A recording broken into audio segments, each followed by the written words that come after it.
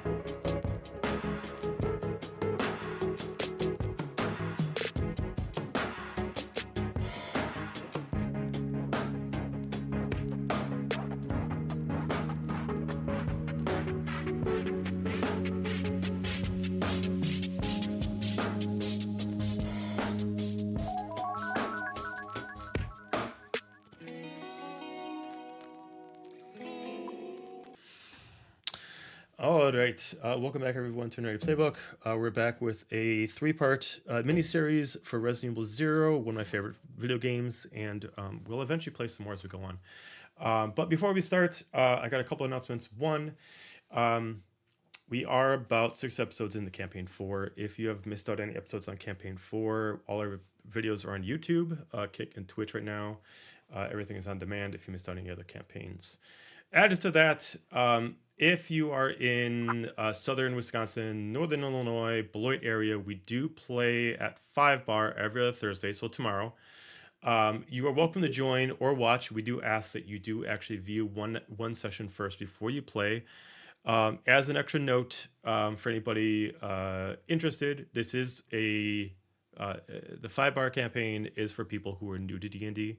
If you're well experienced, we ask that you come by, you watch, but it is kind of a group for non-seasoned players. But feel free to still come by and watch. If you want to, tomorrow they start off at 7 o'clock. Outside of that, we're just going to jump right into it because I had us running a little late. As far as a little clarification for the viewers is that this is based on Resident Evil 0, but I am modifying it a little bit because I do not want to copy and paste. All right, so you guys are in a town called Raccoon City. It is a very populated town over in West Virginia. It is modern day, and you are all part of a certain squad called S.T.A.R.S, Special Tactics and Rescue Service. You are kind of like the elite task force for this town. You all work for the certain part of it called Beta Squad, a certain group that's sent it ahead to research and discover mysterious events that might occur in the outskirts of Raccoon City itself. There has currently been a recent set of known murders in the outskirts of Raccoon City, and a sighting of an abandoned train in the past couple days. You are sent in by helicopter to go find out what the reason is for this halt of the train and investigate the missing people. It is at night. You do land nearby. Due to the forest itself, you cannot land right by the train, so you do walk on foot from there. Each one of you is a different class. We do have a marksman, better for shooting. We have a tank, which is better for melee. We do have a medic for the healing, and we do have a thief for breaking locks in case for some reason you guys can't get inside. But I'm going to leave a couple notes.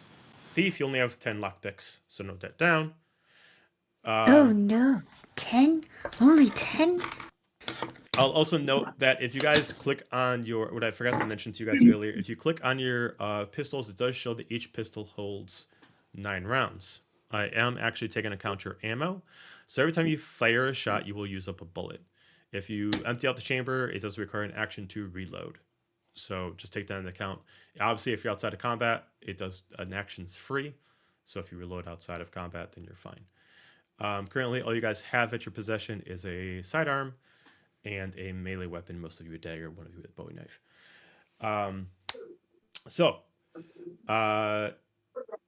Just for the crowd, if you guys gave yourself names, what are your names? I'll go first. My name's Elvira. And I'm Emma. Sorry. I'm Hank. Hank the Tank. Hank the Tank. I'm Pam. Pam. Just Pam. That's it. Pam. Pam the Thief. Fair enough. No one suspects Pam. No one suspects Pam. Okay, I'm just Pam. I will picture you as Pam from The Office the whole time, unfortunately. Nice. To illustrate, you guys are wearing very much like SWAT armor. You guys got bulletproof vests on, tactical cargo pants, boots, the whole nine. You do have radio communications in case you guys do separate. So basically, as far as D&D, you guys have sending stones if necessary. But none of you at the current time have extra ammunition. I know this doesn't make sense, but you don't. So you guys have what you have. So you do go through the forest, finding your way over to the train itself. First off, I would like everyone to start off by giving me an investigation check as you're moving your way to the train. Ooh, first roll of the Investigation. night. Oh, a negative in investigation? Oh. I know nothing. Literally 15. nothing. All right, so I just need to know who has a 12 or higher. Raise your hand. Just Me. one. Hank does. Hank. Hank's eyes are peeled. This is mid-fall. A lot of leaves on the ground, and a lot of marks are being tracked from anything. But you do notice the occasional blood spurt across a tree underneath the leaf that's been covered, not purposely, but maybe the wind has moved the leaves over. And you do find a trail. You can't tell necessarily if it's heading back to where you came or going to the way you're going, but it does look like the path at least started or ended at the train. Hey y'all, I think there's a trail leading from here towards the train. At least I can see some of it. It looks like there's some blood splattered over here and over there that might full lead us Southern? towards it. Oh yeah, of course I am. Hank the Tank, come on, he's gotta be. All right. You guys keep heading true as you do find the abandoned, what looks like a forward carriage long, not taking into account the front and rear of the train, semi 2-floor, abandoned, or at least outside looks. There is still lights on the inside, though some of them flickering. It doesn't look like the train is derailed. It doesn't look like anything happened to the actual track itself to stop it. If anything, it looks like it stopped on its own free will. But it's currently abandoned, and from the outside looking in, you do not see anybody inside. There is an entrance that is currently open. So if you look at the map, there's currently entrance open in the green carriage. The door is open. Oh, okay. So would we get in Hey, this Tank, way then? I noticed that you said there was blood back there. Can I go examine that blood real quick? Sure. Give me a medicine check. While they're doing that, so this door is the one that's open, like the one between the tracks, or between the two ones. Yes. Okay. 15. 15. The blood has been coagulated. It is dry, but it's based off what you can tell. It looks like it based off of its material. It looks like it has been here for a while, but based off the way it actually streaks against the leaves, it's also recent. It's hard to describe. It's should not be so recent due to its material. Stay close together, guys. Yeah, it's looking a little weird. And let's circle the train. Sounds good. You guys gonna circle the train first? Okay. Yeah, I'm fine. Sir. Yeah, we can circle around it just to see if there's any other openings. All right. If you guys circle around, each of you give me a perception check.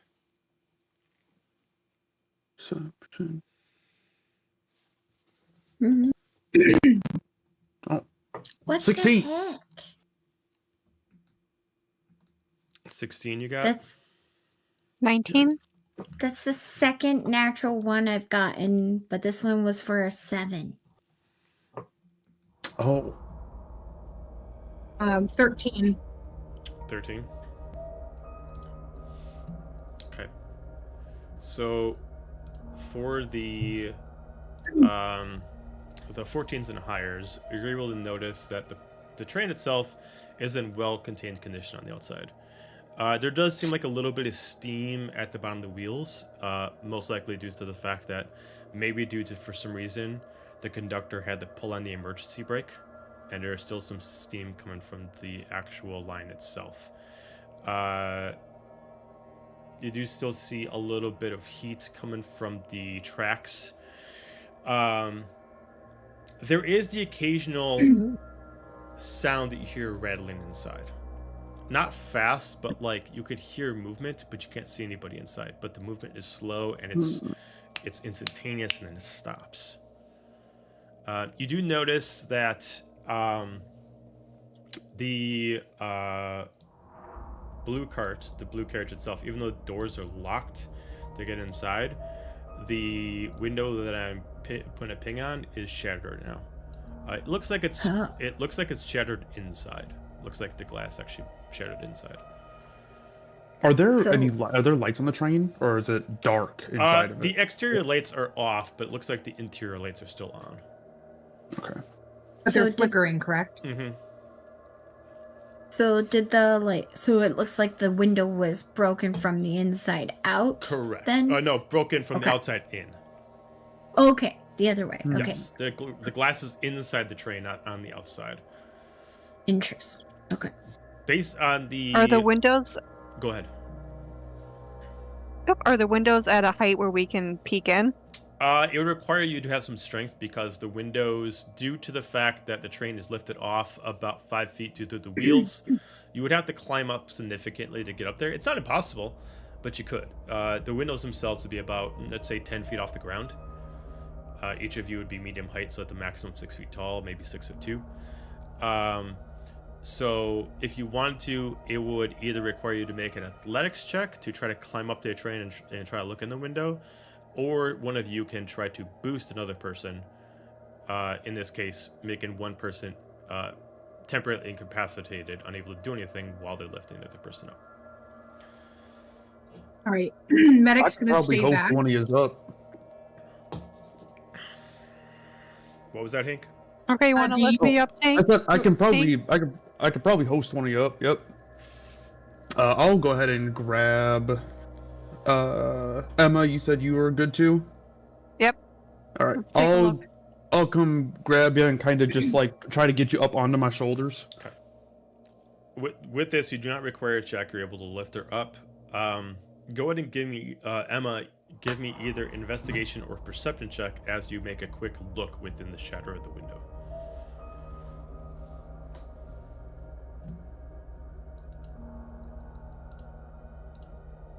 $18. 18. Looking in, the first thing that you see immediately is there are blood splatters significantly throughout the place. Every door in this is closed as far as the rooms. There are a total of 3. And there is some random supplies thrown around. Maybe like someone's wait staff cart And you got can turn me right up. thrown around. But you don't see any bodies right away. The hole is just big enough where if you are, say, no bigger than 5'5", you could get in. And that's with taking into account that you would actually open up the window from the inside by putting your hand in, unlocking it, lifting it up. Since this is a train window, the trains don't actually open, they slide, so they are quite small. For anybody who wants to claim that they're over 5'5", they cannot get in this way. I'm over 5'5". I'm holding onto your ankles. I look up and I'm like, do you see what broke through the window up there? I'm not seeing anything inside, but man, it looks like there was a fight. There's blood everywhere. Let's go check with the medic. Let's see and let her know that we might have some injured people. All right. I crouch down and help you get off of my shoulders down to the ground. And I'll walk over with you. Okay. What did you guys see? There's lots of blood. We could definitely need medic assistance in there, but I don't see any bodies. So we need to watch our 6 then. And make sure I'd that agree. Absolutely. we don't end up. Because Well, if we obviously got it- something's happening. If we got injured people in there, we should probably get in pretty fast. Well, we could go back to the How cart that far had is the Oh, go ahead. Sorry. how far is the cracked window from the outside in? How far is that down the train? Like where is the cracked window? It's right where I'm pinging it right here. So see where those little bubbles are affecting? If you're looking at the map. It looks like almost like a radar symbol. That's where it is. Yep. So it's right towards the. So it's the second. It's the second cabin in. First window to the front. Which door is open? This one. This one, okay. So the door is only open, and you don't know if any of the doors are locked, but the one that you can see open is the one going into the green carriage. Do you think we should try and get into this one, or should we go for the one that's got the door already open? I'd say let's go for the door that's already open.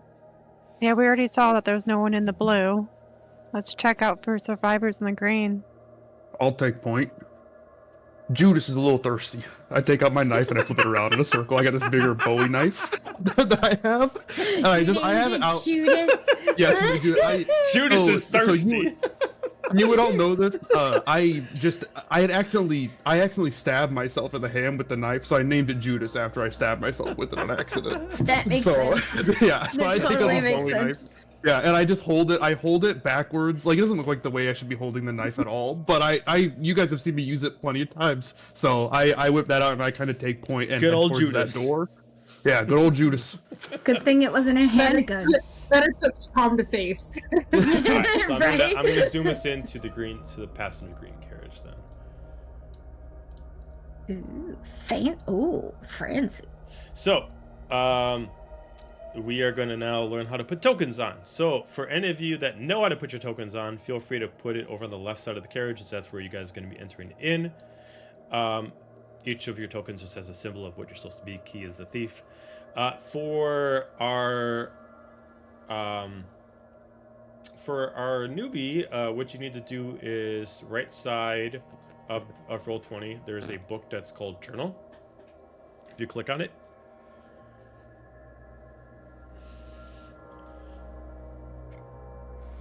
Book that's called Journal to the right side of Roll20. Yep. So if you're on the Roll20 site, there's like a toolbar on the right side. It looks like it's a chat window.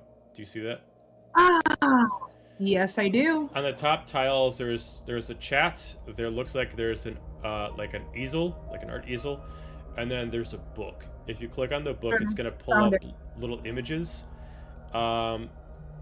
There's one that's gonna have medic on it, which looks like it has a green circle right by it. If you click on the word medic and then you drag it, so click and hold and drag, and then put it right on the screen, it'll actually load the image on the screen. Okay. Okay, so and then I'll just move it around the spot. So now, when mine won't go on. What? What's won't go on? Let me double check. No. Let me double check. Where is? You are Marksman, right? Yep.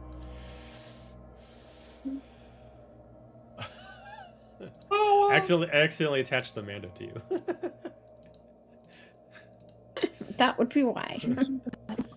All right, now try it. There it goes. So the way this works with Roll20, every spot is 5 feet, like a regular combat map. If you're in combat, don't move until it's your turn. If you're outside of combat and you're moving, I'm registering that as actual in-game movement. So if something gets triggered, something gets triggered. Obviously, it does not look like your characters, but I do not know what your characters look like, so these are the best representations I got. So, as soon as you walk into the actual passenger carriage, the first thing you see is a door here. Looks like it is to a service bathroom. There is random supplies and bags that are thrown all over on this side. The lights themselves are flickering consistently all over the place. There is a slight breeze coming from somewhere in here, but you can't figure out where it is. There is some blood spatters kind of all over, but you don't have any immediate signs of sound or visuals, if anything, of where they're coming from. I think upon going in, Hank's definitely gonna walk right up to this door and knock on it and say, "Occupado." Knocks on the door. Okay, no response. He'll go to open it. Okay, door is locked. Well, the door is locked, but I don't think there's anybody in there. We got somebody that can unlock doors, right? Yes, I can unlock doors. Just remember, I only have 10 lockpicks. Maybe we leave this one for later if we got extra. A rogue without unlimited lockpicks. What is the world coming? I know. Hank with the door locked. I'm not too concerned, I guess. He'll start making his way over here, Okay. and then he'll peek around this. He'll peek around this corner. All right, give me a And look perception on this check side. around the corner then to kind of peek around. Alrighty. This would just be for Hank. Not bad. 18. 18. There is what looks like at the end here, crushed against a pot of flowers, is it looks like there are two bodies kind of like leaning up against a... their heads are down, eyes are closed. From this distance, you can't make heads or tails if they're dead or alive, but they're definitely like laying on the ground against the pot. Against the pot. I got two people down the hallway. I can't. They're unconscious. All right, before I go and hold something. those, before I go and investigate those guys, I'm going to check the bathrooms to see if there's any first aid kits available to tidy up my stash a little bit more. There's a Bathroom. lot of blood. I want to make sure I haven't. How are you going to get in? The door is locked. Bathroom. So the side bathroom. This one. Yeah. Yeah, the door is locked. Yeah, it's locked. Oh, there's a doors locked. Mm-hmm. Oh, just kidding. All right. You could look at the supplies over here and see if there's one Rifled through there or everybody's something. belongings. They don't need them. I mean, Oh, but I love to loot. Let's go. Okay. Go to supplies. Give me an investigation check if you're rifling through their shit. If you push up there, Hank will just keep in front of you. Okay.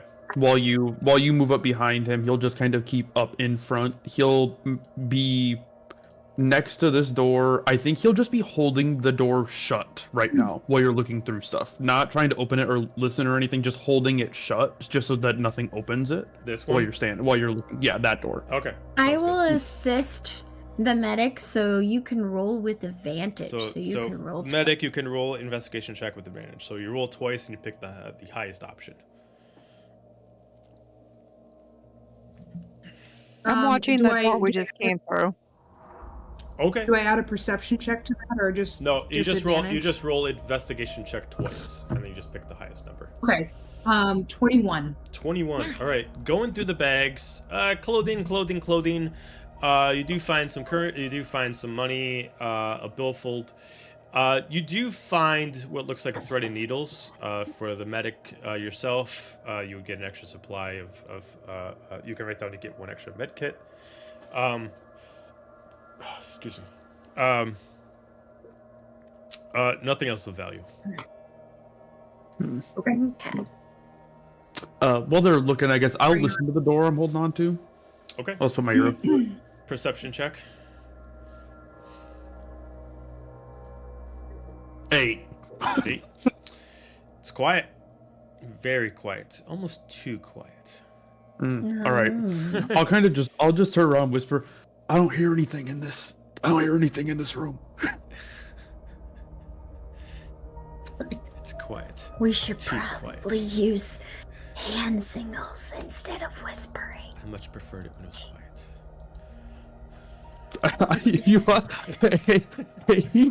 He puts his weapon in his side and starts trying to do full hand signals. He's like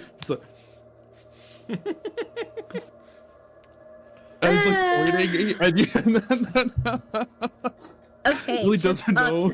Just talk Stroke? slower or quiet. I don't know. Is he having a stroke? You're the medic. I'm asking if we should try and go in this room or if we should keep going down the hall towards the bodies. We should check to make sure that if they're alive or not alive, but I also don't want to, not have checked all the rooms while we walk by. We got to clear the whole train before, train Let's cart. clear it. We don't want anyone to jump out at us if there's the perpetrator or anyone still on here. Yes, I'm exactly. gonna check this room. And then he takes his knife back out. And he goes and he just starts to try to sneakily open the door as best he can. I will just take my pistol out ready just in case. I feel like I would have had it already out, but yeah, I'll have it out. Just ready. All right, door is unlocked. You do open it up. Whoever's opened up the door, give me sleight of hand to make sure that you are reacting quick enough in case something happens as you open up the door. Oh, is that me? There we go, guys. Yeah, you're the one opening it. 12, guys. We're doing good. I have +1s to most of these skills. That's better than me. Any strength-based ones are negative. You do open up the door.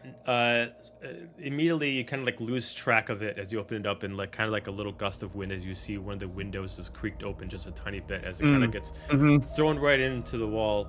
The pressure pulls it. Believe it or not, this room is actually unharmed by damage. It does look like someone tried to leave quick, though. You do see that there is a bag that looks like someone is trying to quick pack. You know, it's closed, and there's like pants hanging out through the closed spot, through a closed suitcase and stuff like that. And it looks like jewelry was just kind of thrown into a bag. The beds are half made, and it does look like there is a desk between the two beds. Okay. I'll just turn back around and go, I think this one's clear. I don't see nobody in here. Is there a closet in there?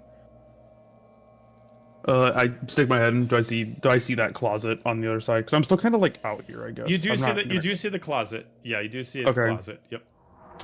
Yeah, it looks like there's a closet in the corner of the room. Can I just like nudge you like go check it out? Yep. Go check it out. Like go check the closet out. We gotta clear the room completely, right? Right. I suppose. I guess somebody's hiding in there, maybe. How close are the bodies to the door? I'm sorry? How close are the bodies that are passed out? Or hypothetically, the bodies that are passed out are over here. They're at the end of the hallway. So that would be from Hank, that would be 5, 10, 15, 20, 25, 30, 35, 50. There you go. 85 feet. Wait, okay. We're not there yet. Thank you. So I can go and check the closet if Hank the Tank doesn't want to. Oh, do you want me to go check it?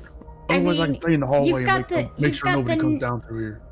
Well, you've got the knife, but I guess. All right. He's down to. He's 100%. Okay. He'll hop in there. I'll check your. I'll keep an eye on your 6. So. And then I'll when I turn around and see that Emma, are you kind of like around the corner, or are you at the at the end of the hall? I'm right here around the corner, kind of making sure nothing comes up behind us. Perfect. All right, awesome. And then Hank will make his way into the room.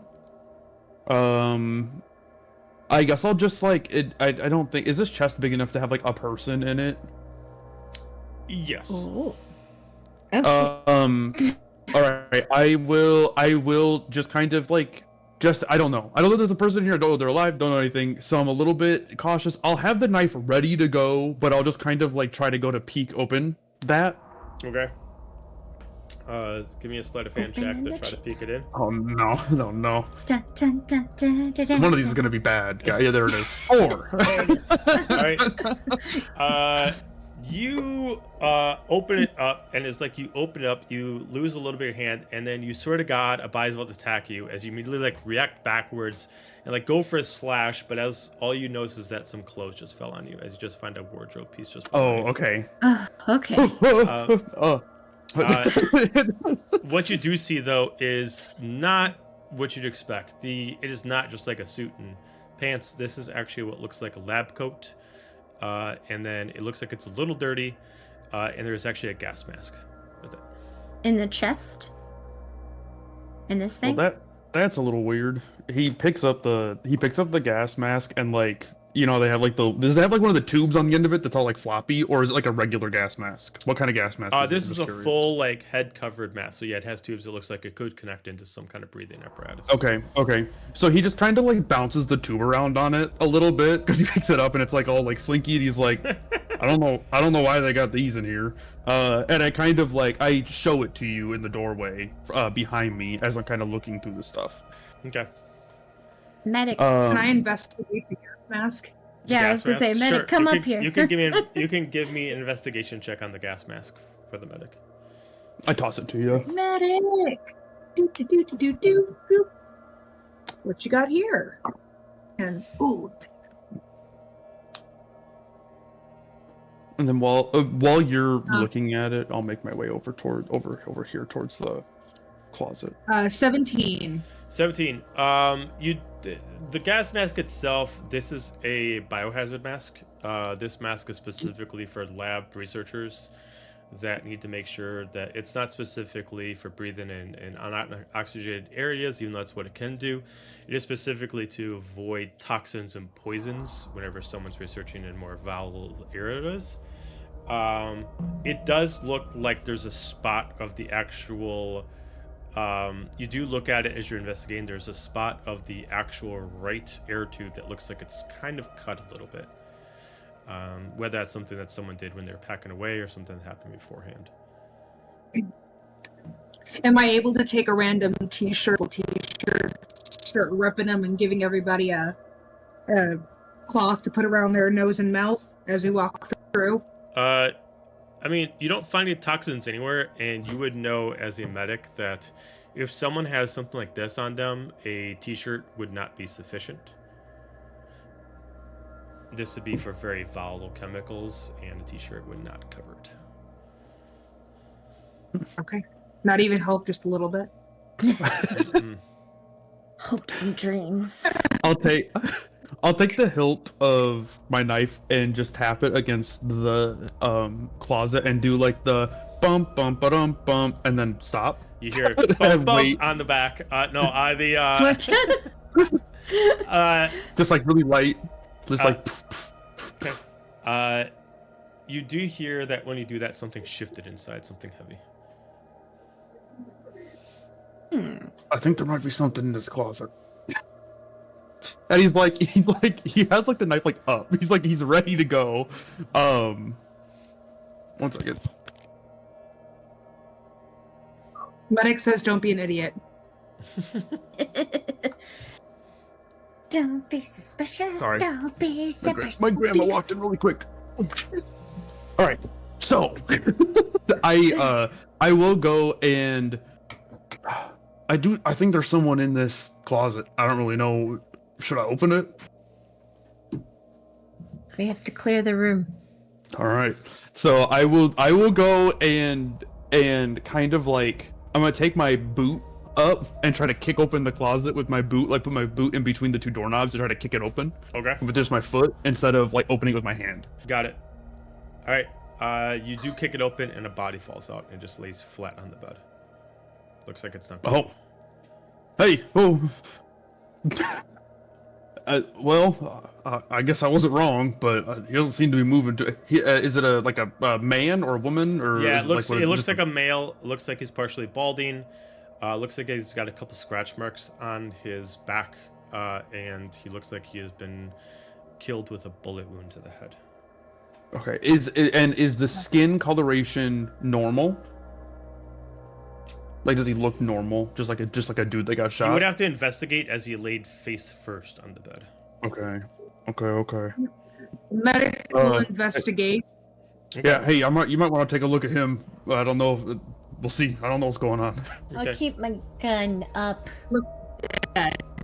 All right. So I'm gonna go.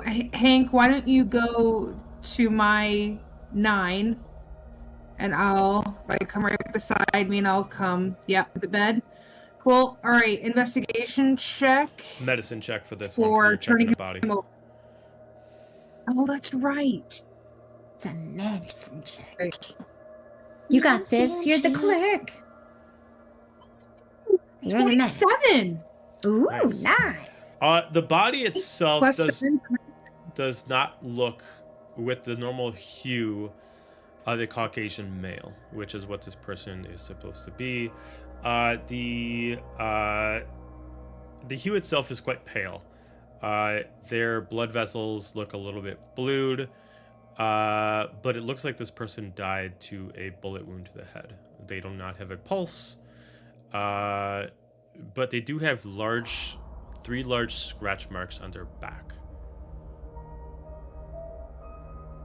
That's Blue suspicious. vein signal of oxygen, correct? Blue veins could do oxygen. In this case, you assume that in this case he could have a lack of blood in his body. He might have bled out somewhere else, and his body might have lost oxygen at a different point in time. You assume Can I something take a happened to him? test of this? Sure. Yeah, you can take a test. If you do a medicine Should I check. put out Cool. If you do a medicine check, you're able to quick do a test, and you're able to tell that his blood has been coagulated for some time. He was probably dead before he got killed with the bullet. But there's no blood in the room? But there's There's a little bit of dry blood within the closet, but that is just enough that maybe it was the way where his back was laying against the closet. There's not like blood soaking in there or anything like that. to let us know, medic, of that. How's he looking, Doc? You gonna make it? You gonna make it? He's definitely dead. Three scratch marks on his back, bullet wound to the head, no blood, but pale. He was either poisoned, choked to death, or he's in a what's it called? A state of immobilization, and he's actually might be still alive. Well, that's gross. That's my thought. Well, Maybe. do you think we need to take him out of here, or should we just head to the next room? To the next room. Yeah, All right. let's go to the next room. I'll start He's making not my way. moving now. He probably won't move later. Hopefully. Okay. I would say Come bring on, him medic. outside into the hallway, though. Drag him into the hallway so we know that if he does come alive, then we know that he's there. I'll pick up this man. And move. Just drag him. You are Come on. more braver than I am. I pick him up, I sling him over my shoulder, fireman carry him, and start moving towards the door. Okay. As you start dragging him across the ground, you do notice that something falls out of his pocket, which looks like an ID tag. I see it fall out and don't think anything of it. Fair enough. All right, cool. I love it. I love it. Fantastic. All right. I don't think Hank would care if that fell Fair out. enough. He'd be like, yeah, Great. all right. Great. Cool. All right. That's I all like right. it. I like it. Did the Does the medic does the medic see? Yeah, do you see that? Um, Does Medic- the medic see medic- it? Yeah, I mean, yeah, you can see on the floor. I go to pick it up. Okay. You do see a employee ID tag. It's not specifically anything like unlock doors. It's just a clarification of identification of employment tag. It looks like it is for J. Anderson, and it looks like he was a what looks like a viral specialist. And it looks like he was, and this looks like for a business called UC, and has a symbol of an umbrella on it. I'll set the body up against the wall here by this window, like against right here, I guess. Okay. I'll just set it. I'll just like prop him up right there. Okay. I see him bring a body out of the room and be like, dude, what is going on? What'd you find there? Because I haven't been in the room. What you got there, bud? I'll fill her in and be like, Don't worry, it wasn't me. I didn't do it. I'll fill her in quietly what's going on, what we saw so far.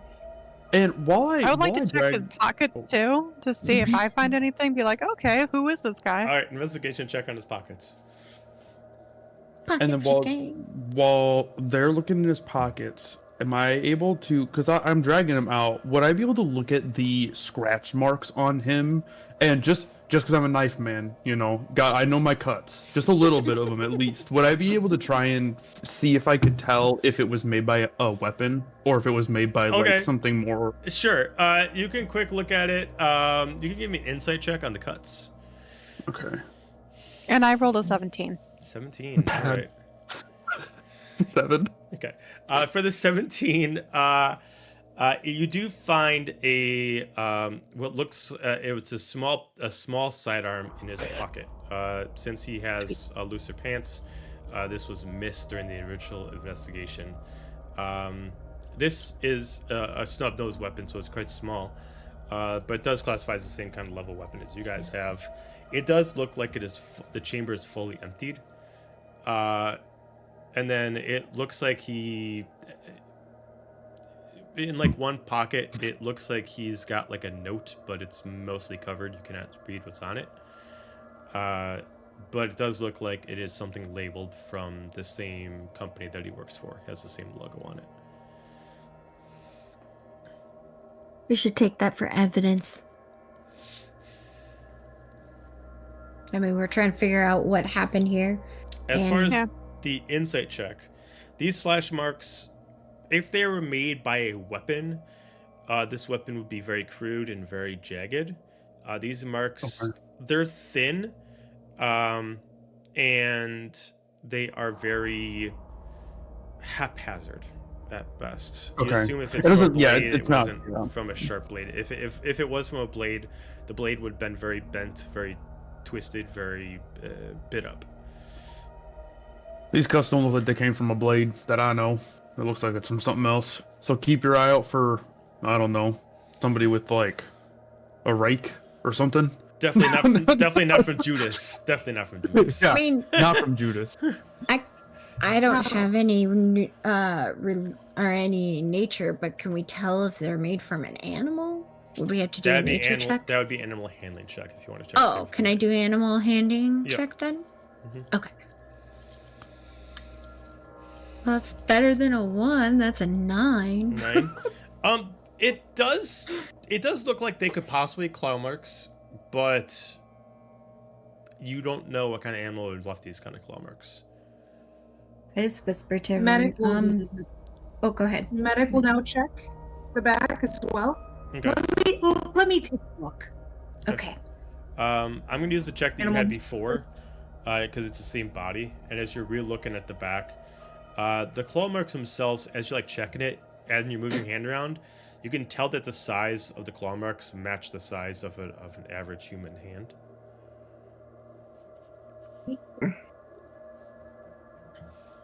So they look like defensive wounds?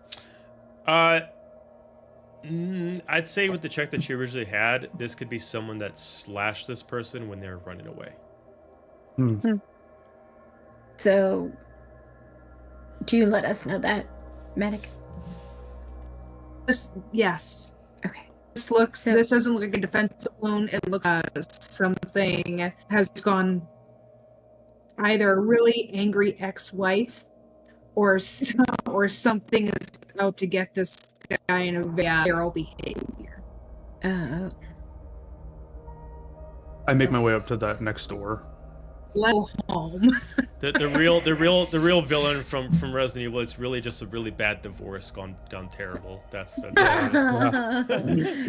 it always is. Okay. Hank the Tank, just wait just 1 second. We gotta make sure that, like, is there anything else that we need on the anything else of this? I think, Medic, you said that you had found a name tag. We should take all of that for evidence and bring it back to figure out what's going on. This is some kind of crazy shit is going on in this train. So. I'd agree. Okay. Bro raggy. All right. Okay, I guess we can move up to. You got our backs. I got our back. Okay, Medic, you might want to stay closer to, our arms and our specialists, just so that we can make sure that, we don't want a medic to get hurt. Here. Yeah, just a little bit. I'm sure she's gonna move up a little bit so she can see better. We're gonna But come on the other side of the body here. Okay. yeah. All right. So, we need to keep the medic, because if we do find any survivors, we're gonna need, The medic, do you want to be in the middle of us then? So that no one can come up around the corner? Oh, sure. Right there. All right. There we go. Okay, now Hank the Tank, moving forward. I go to the. Hank goes up to the next door. Okay. Next door is He's gonna locked. Locked. Hey, this one might need a little bit more of your hand. I look back towards you. Okay. And I'll move forward, like I'll here. just come up here. What do I need to do? You can give me a, if you want to try to break in, you can give me a dexterity check and then add your proficiency bonus on top of that. A dex check. Okay. Dex check. Is it an 11? Plus, I think that'd be 3, so 14. That is plus a 3. Yeah. You put the lockpick in and it breaks. First lockpick does not work.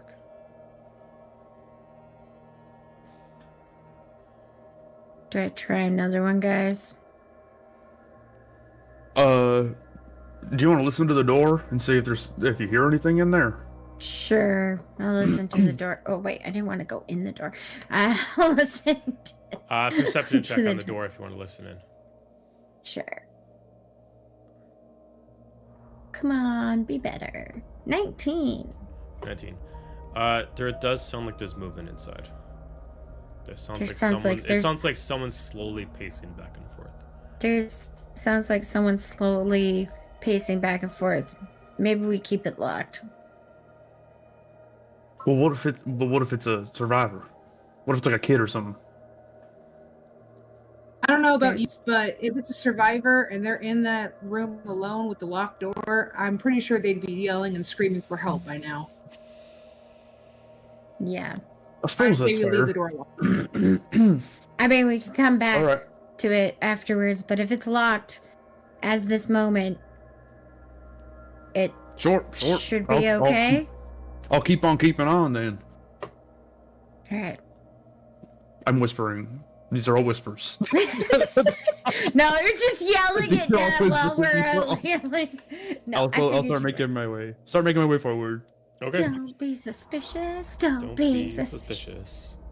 Now that we're getting closer to these bodies at the end of the hallway, can I just try to get a little bit of a better look at them? From afar? Yeah. I mean, from afar, it'll just be a higher DC. You can give me a perception check or investigation check. Can I assist? Sure. So then, Hank. I might actually give you a little bit of assistance on that. Okay. I'm not very perceptive. Okay. I forgot my glasses. All right. Okay. So, Pam, you can give me an investigation check or perception check with advantage, huh? All right. Sounds good. 25. 25. The bodies are just laying there. It does look like they were wearing. It looks like they're wearing, just pants, just a suit jacket. Their shirts have become undone. They look like they have what looks like damage marks to their necks and their arms, and their clothes are a little bit torn up. They don't look like they're moving. But they don't look like they have any bullet holes in them? From this distance, I'd say you can tell one of them looks like he has been shot 4 times. Any in the head, or? Not from you can see. Oh, damn. Okay. All right. Not sure if they're... What's going on here? I throw something in the hallway. You're gonna throw something in the hallway? I see. I'm gonna hallway them. Oh, hey, what can we throw at them to see if they're alive? You can throw my You can throw my broken lockpick, and I just hand you the broken part. I go to throw it at the two bodies. Hypothetically, the one that's closer.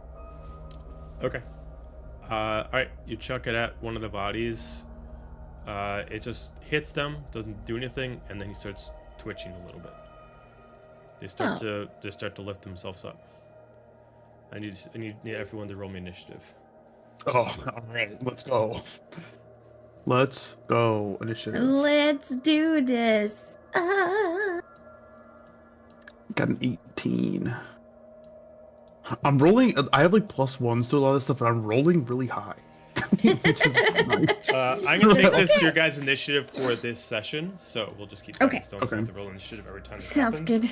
So okay. So I didn't hear the number, so we'll go with Hank. What'd you get? 18. 18. For Pam. At 12. Woo! For our sharpshooter, I think Emma. Emma, it would be 18. 18. And for a medic. So I have an, but do I add in anything? You said a perception check, right? No, initiative. So you roll your d20 and you add your initiative bonus. It's by your armor class. Oh, So, okay, like- got it. What was that? A 13? 13. One. Yep. Okay. Okay. All right. Bum, Pencil bum, broke, bum, so- bum. Oh no, your pencil broke. Curse it! They all die. Yes. Right. Not us. Them. The end. Because the pencil dies. Pencil broke. We win. We win. We win. We win by We default. won TNT. Yay! We did it, guys. While he's getting that set up, we'll be right back. Okay. Bum, bum, ba-dum.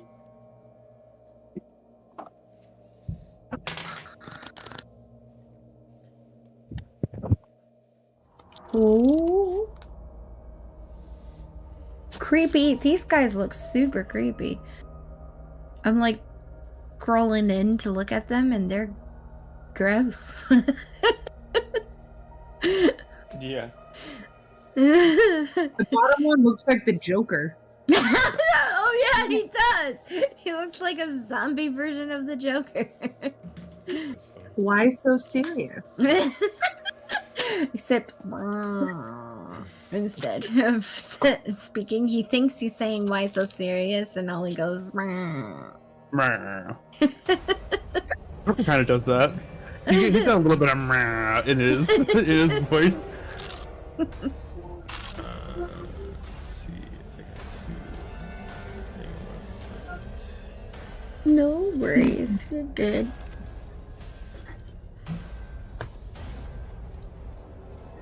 Well,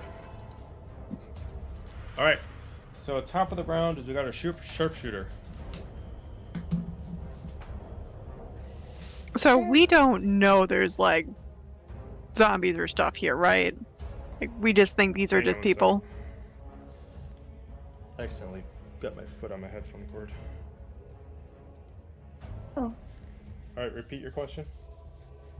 We don't know like there's anything wrong. We just know that these are people, right? They do look like they're ready to attack you, and one of them is clearly missing an arm. And he does look like he's been bitten quite a lot, and the other one looks like he's quite ravenous. Take with that what you will.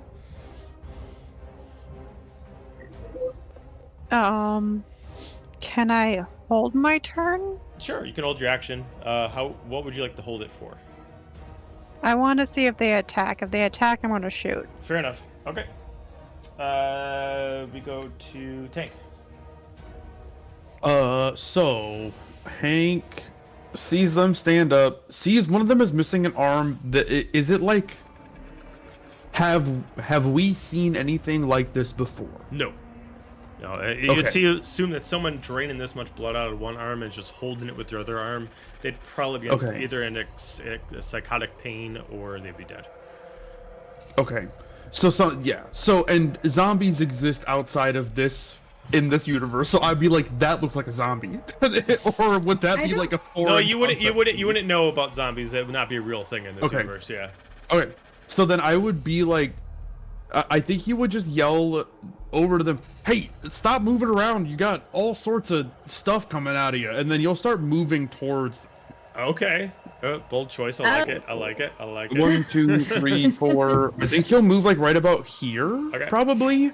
And he'll have the knife ready just because of their disposition, and he will also hold his action for an attack if one of them comes up and tries to attack him. Okay. Otherwise he's kind of like, he's got one hand up, the knife is like kind of down at his side, and he's like ready but also like trying to talk at the same time. And Gotcha. then I'll end my turn there. Okay. The first zombie, it's his turn.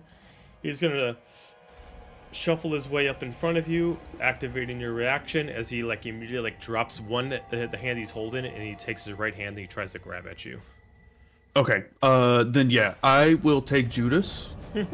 And we'll see what Judas does here. Give me 1 second. Hopefully it doesn't I'll stab go your ahead. hand. Yeah, we're gonna find out, won't we? That's a 21 to hit. That's a hit.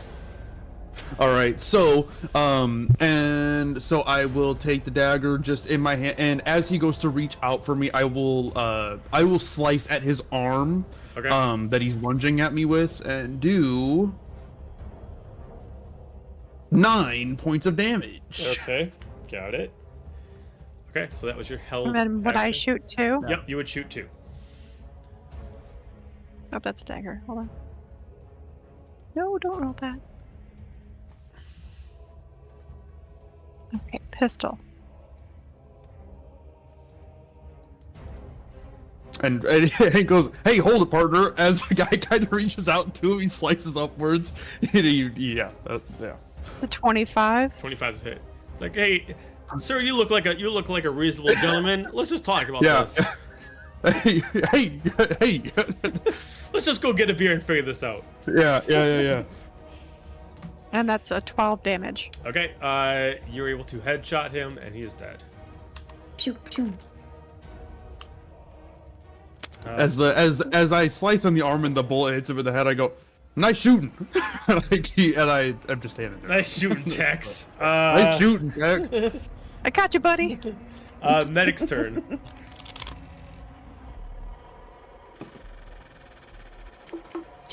Oh, we can't hear you. Oh no, she's. Are you on mute? Medic holds her position. Oh, there Oh, we okay. You're cutting in and out. Okay, so you're gonna hold your position. go. Okay. Oh no. I'm gonna hold my position. Okay, got it. Okay. Sounds good. Got it. We go to Pam the Thief. Can I see this one? Yeah, you can see like a little bit of it. Yeah. I'm gonna shoot it.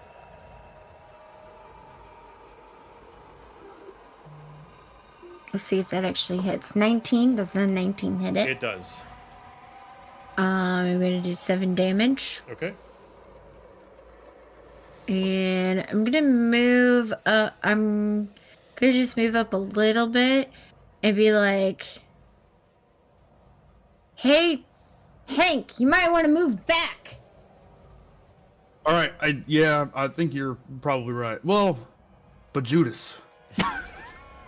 You could still use Judas if they come after you. Sweet old but Judas. Careful, it looks like they're a little handsy. Yeah, seems like it. They're Well, not being that one friendly. was a little less handsy than this one is. That's my turn. Okay. We go to the other zombie. He is gonna go 5, 10, and he's going to attack against Hank the Tank. And he's. But we don't know they're zombies, right? No, we you just know that there's some kind of weird creature. That is a miss with a 6. Oh. And then he is going to do a second attack. That's another 6. He misses. As All right. you're able to just take Judas and just push his arms back, and he completely misses you. But you can definitely tell that like his eyes are kind of rolled over. He's very pale. The coloration from his skin and his eyes are very faded. You can't imagine how this person is actually even walking, more or less able to do anything. We go to the top of the round to our sharpshooter. Well, I'm gonna take another shot. Okay. But I don't want to use my bullet. All the business. How many bullets do we have again? Sorry. 9 total. 9 in each. Yep, 9 each in. 9. Okay. Down to 8. Okay, so Is that's a it- 27. That's a hit.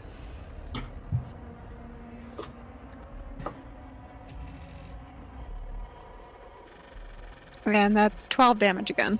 Okay. He is swaying left and right. It looks like he's almost destroyed, but he's still up. You do have an extra attack as a fighter. I don't want to use all my bullets on this guy. So I'm going to pass and give it to Hank. Okay. Hank, you got him? Hank, you got this? We're gonna find out. Judas, you got this. I take Judas. I Judas take doesn't Judas and require see what ammo. Judas does. Oh, that's a 10. Miss. So I try to swing once, and I'm just like, it's just so fast. He's at me so fast. He That's just why I he won't just try a second swing. slowly sways a little bit. Be like, man, look at those moves. He is Yeah. quick. Yeah. And then 13. 13's a hit. 13's it. So roll damage. Let's see how much damage it is. 9 points of damage. All right, he's dead.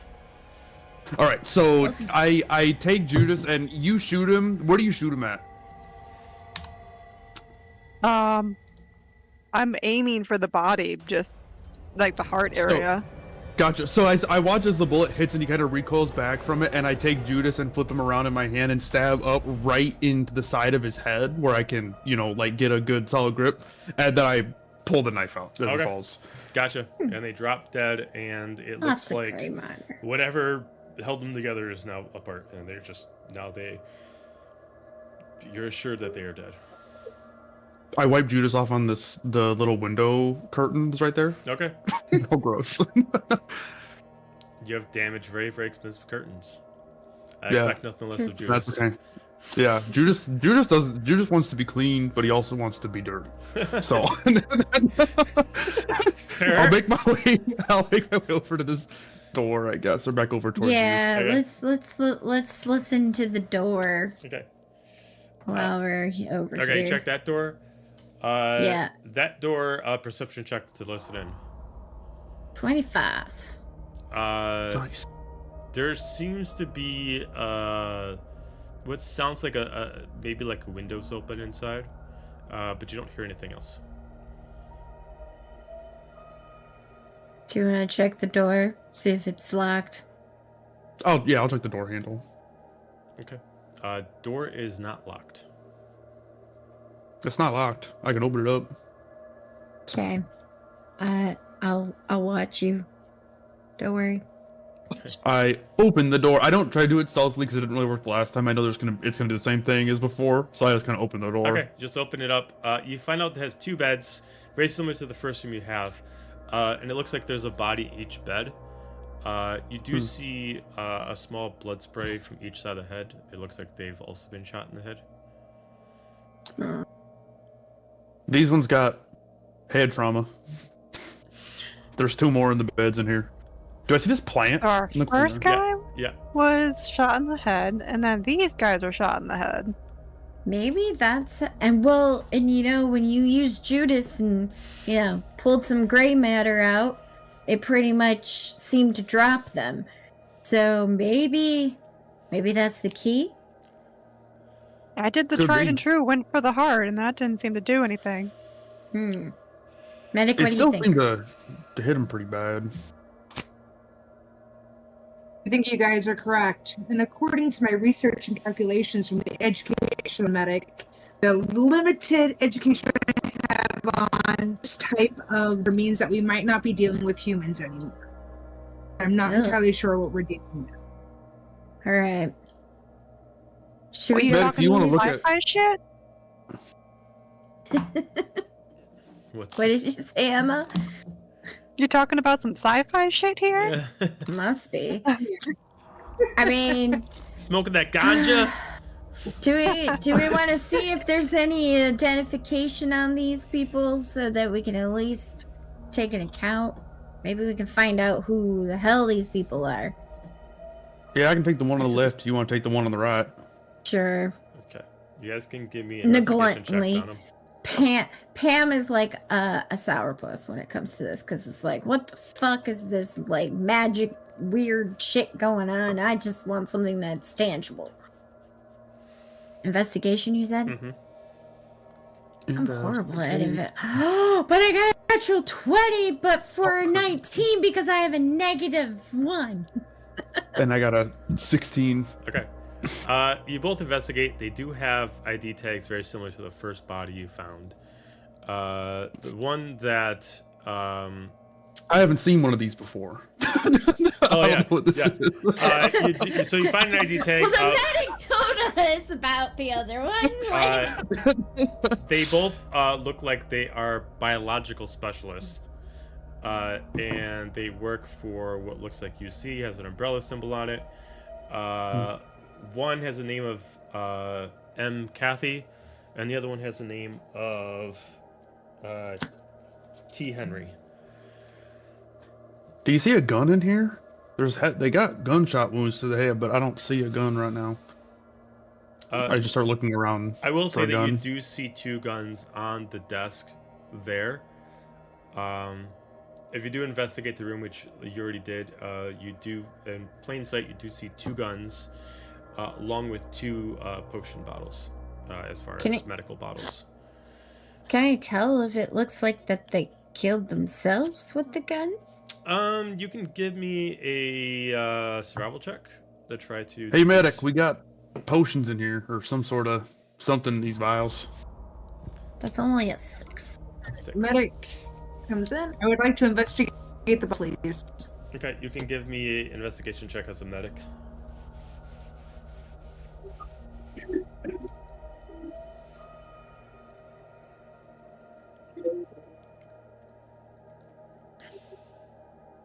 Uh, 22.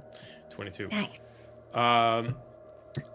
Throughout the place, there is random odds and ends. You do find breathing apparatuses and lab coats like before. One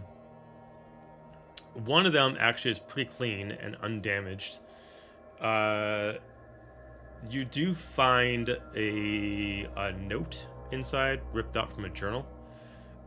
Specifically is written to what looks like a gentleman to his wife, or at least significant other. They finally let us leave after several months of non-stop working. The train is supposed to pick us up in 2 days' time. It's been so long. It's without pictures that forget your face. I can't wait to see you again. And that's it. You do find 2 potions of healing. I'm going to describe how this is going to work for the medic compared to everyone else. Medic, if you decide to use a potion of healing to prescribe the potion to somebody else, you'll gain temporary hit points. If anybody uses the potion for themselves, they just use it regularly. Also, you use it for max value if you give it to somebody else. That's going to be kind of like your little quirk, is that if you decide to heal somebody else with a potion, not only do you get temporary hit points, but you don't have to roll for the potion, you roll for maximum. You do find 2 vials of potions, so make sure you put that in your inventory. You do see, based off the head wounds and based off the guns, it definitely does look like the caliber of the pistols what actually took them out. Based off their handprints and the way they're laying, it looks like they took care of each other. Oh.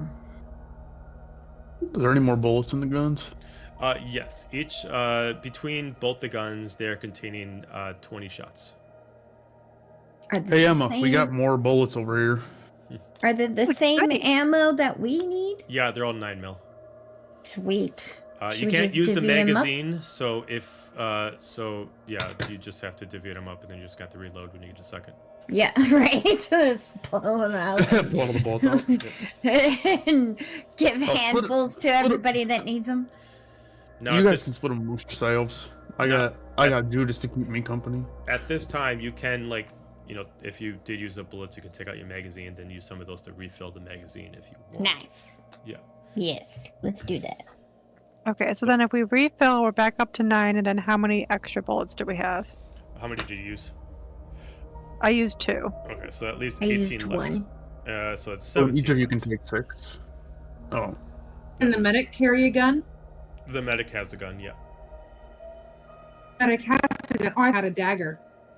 Don't you have a, You got both. gun? I think you have both. I think you have both. You should have a gun. You should have both. Let's hope. I wouldn't have Medic's got plasma. a gun. Let me Well, you do now, if you didn't have one before. We got 2 on the counter. Right? But we took the bullets, sorry. But like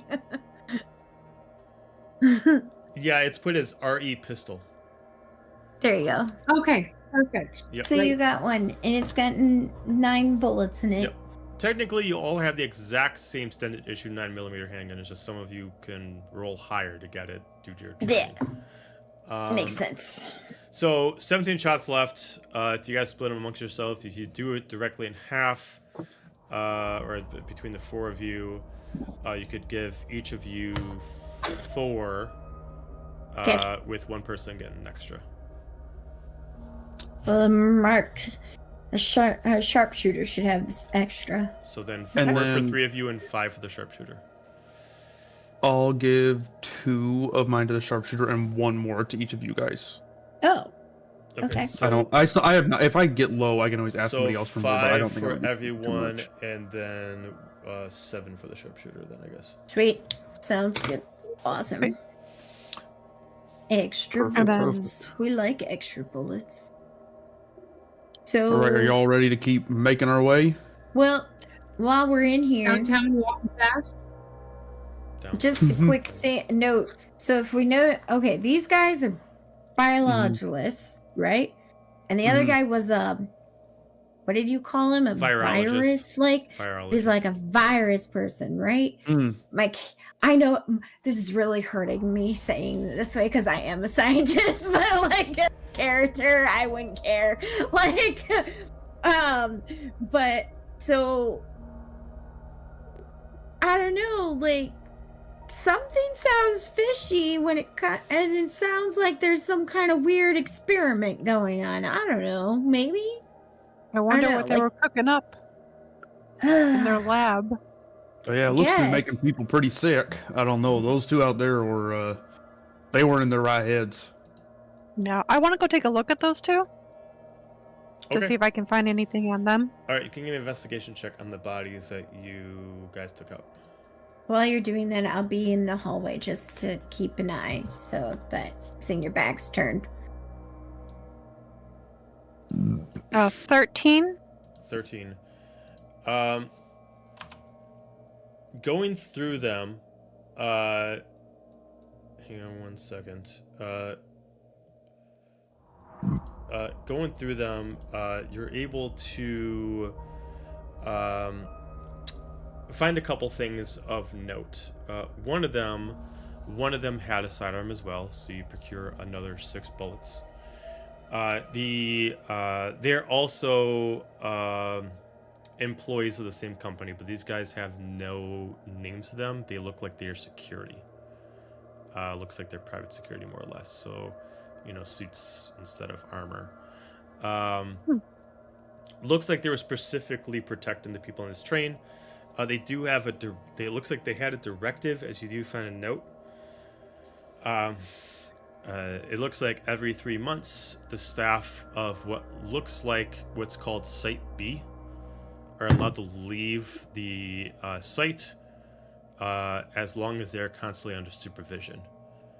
These 2 are to make sure that they do not leak confidential information under threat of what they put as sterilization. Outside of that, they don't have anything else of mention other than there's a specific name that they were told to take extra care of, which is O. Tanford. So O. Tanford.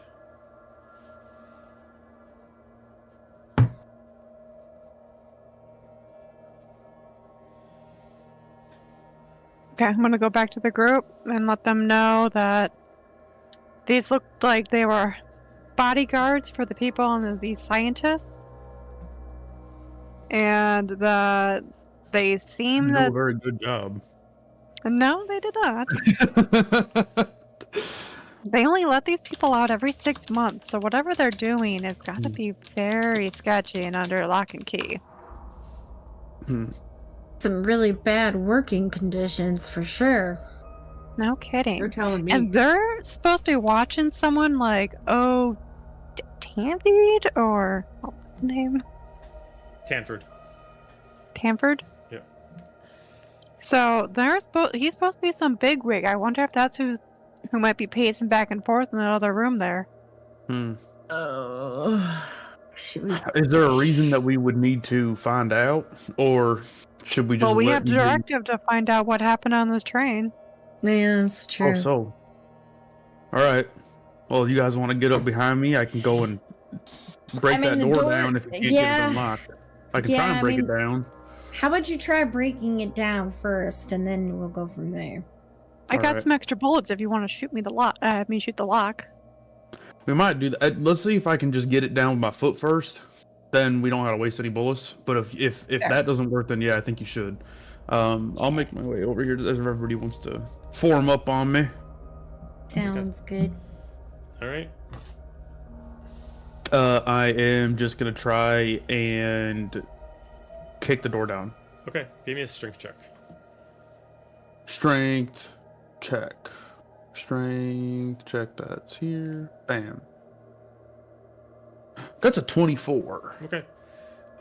You immediately run back and you immediately kick at the door, and you're able to bust off the lock off its hinges. As you do, you actually surprise whoever's inside, as you do see a body drop to the ground, as it does look like someone is mutilated, like the two just got killed. It is currently under surprise. It looks like we got another one. I guess kicking it down, like, and they're like on the ground, like where, like here, like right in front of the door. I'll put their. Okay. So you guys have a surprise round on it. Okay. Oh, but they definitely look like the. They look like the others. Yep. All right. All right. Time to kill. So for those of you who don't know, a surprise round indicates that obviously you have startled the person you're fighting, allowing you to get one free round before initiative is rolled. So theoretically, you could kill this guy before you even have to roll initiative. Nice. And that who's first again? So first off is the sharpshooter. Go sharpshooter. Okay, I'm gonna take a shot. Go sharpshooter, go. Aiming for the head if I get a high roll. It's like Speed Racer, and but you do get to sharpshooter. roll with advantage because he is prone. Okay. Nice. Go sharpshooter, go. Okay, so for my first one, I got an 18 to hit. That's a hit.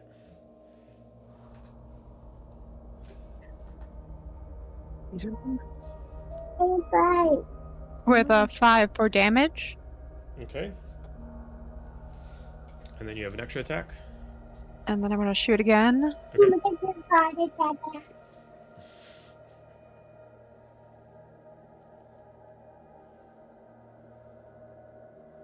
Mama?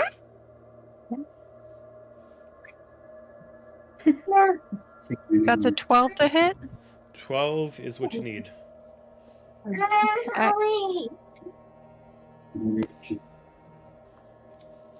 And that's another 5 for damage. 5 for damage. Okay, still up. We then go to Tank. Tank. Tank the tank. He is going to, seeing it get shot twice and just take those bullets. He's gonna run at it. Is it prone or is it just like kind of prone? off balance? It's prone on its back.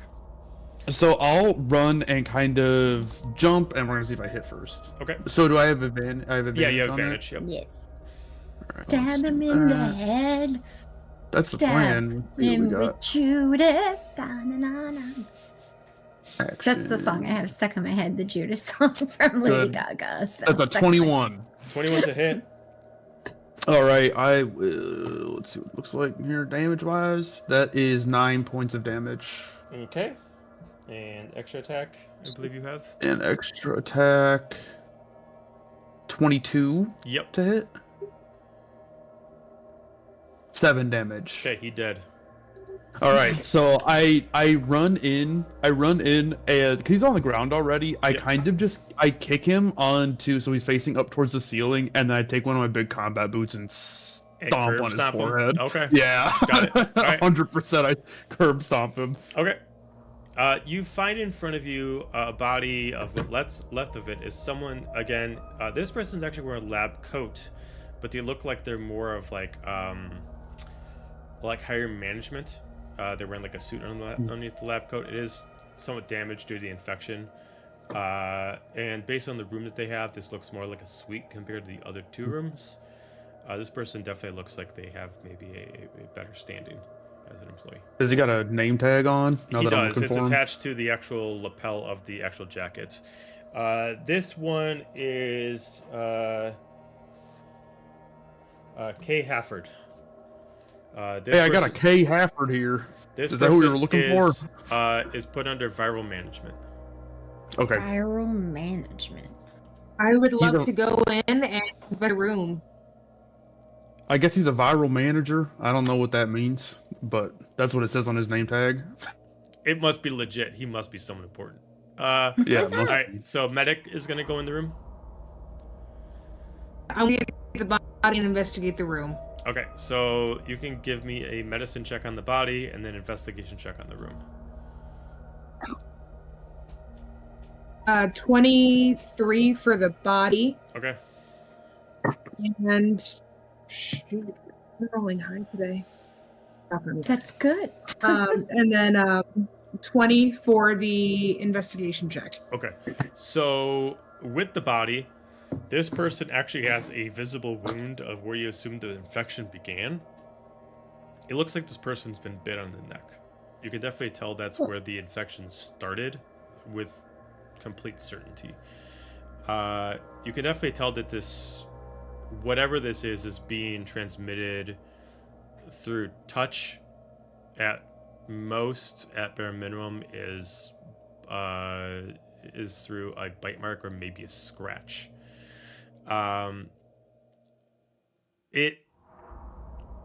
This person obviously did not have a way to end themselves or find a way to stop themselves from turning, but they do have the exact same look as the other people that either were shot or the people that are found in the hallway. Their skin is pale, with blue veined skin, and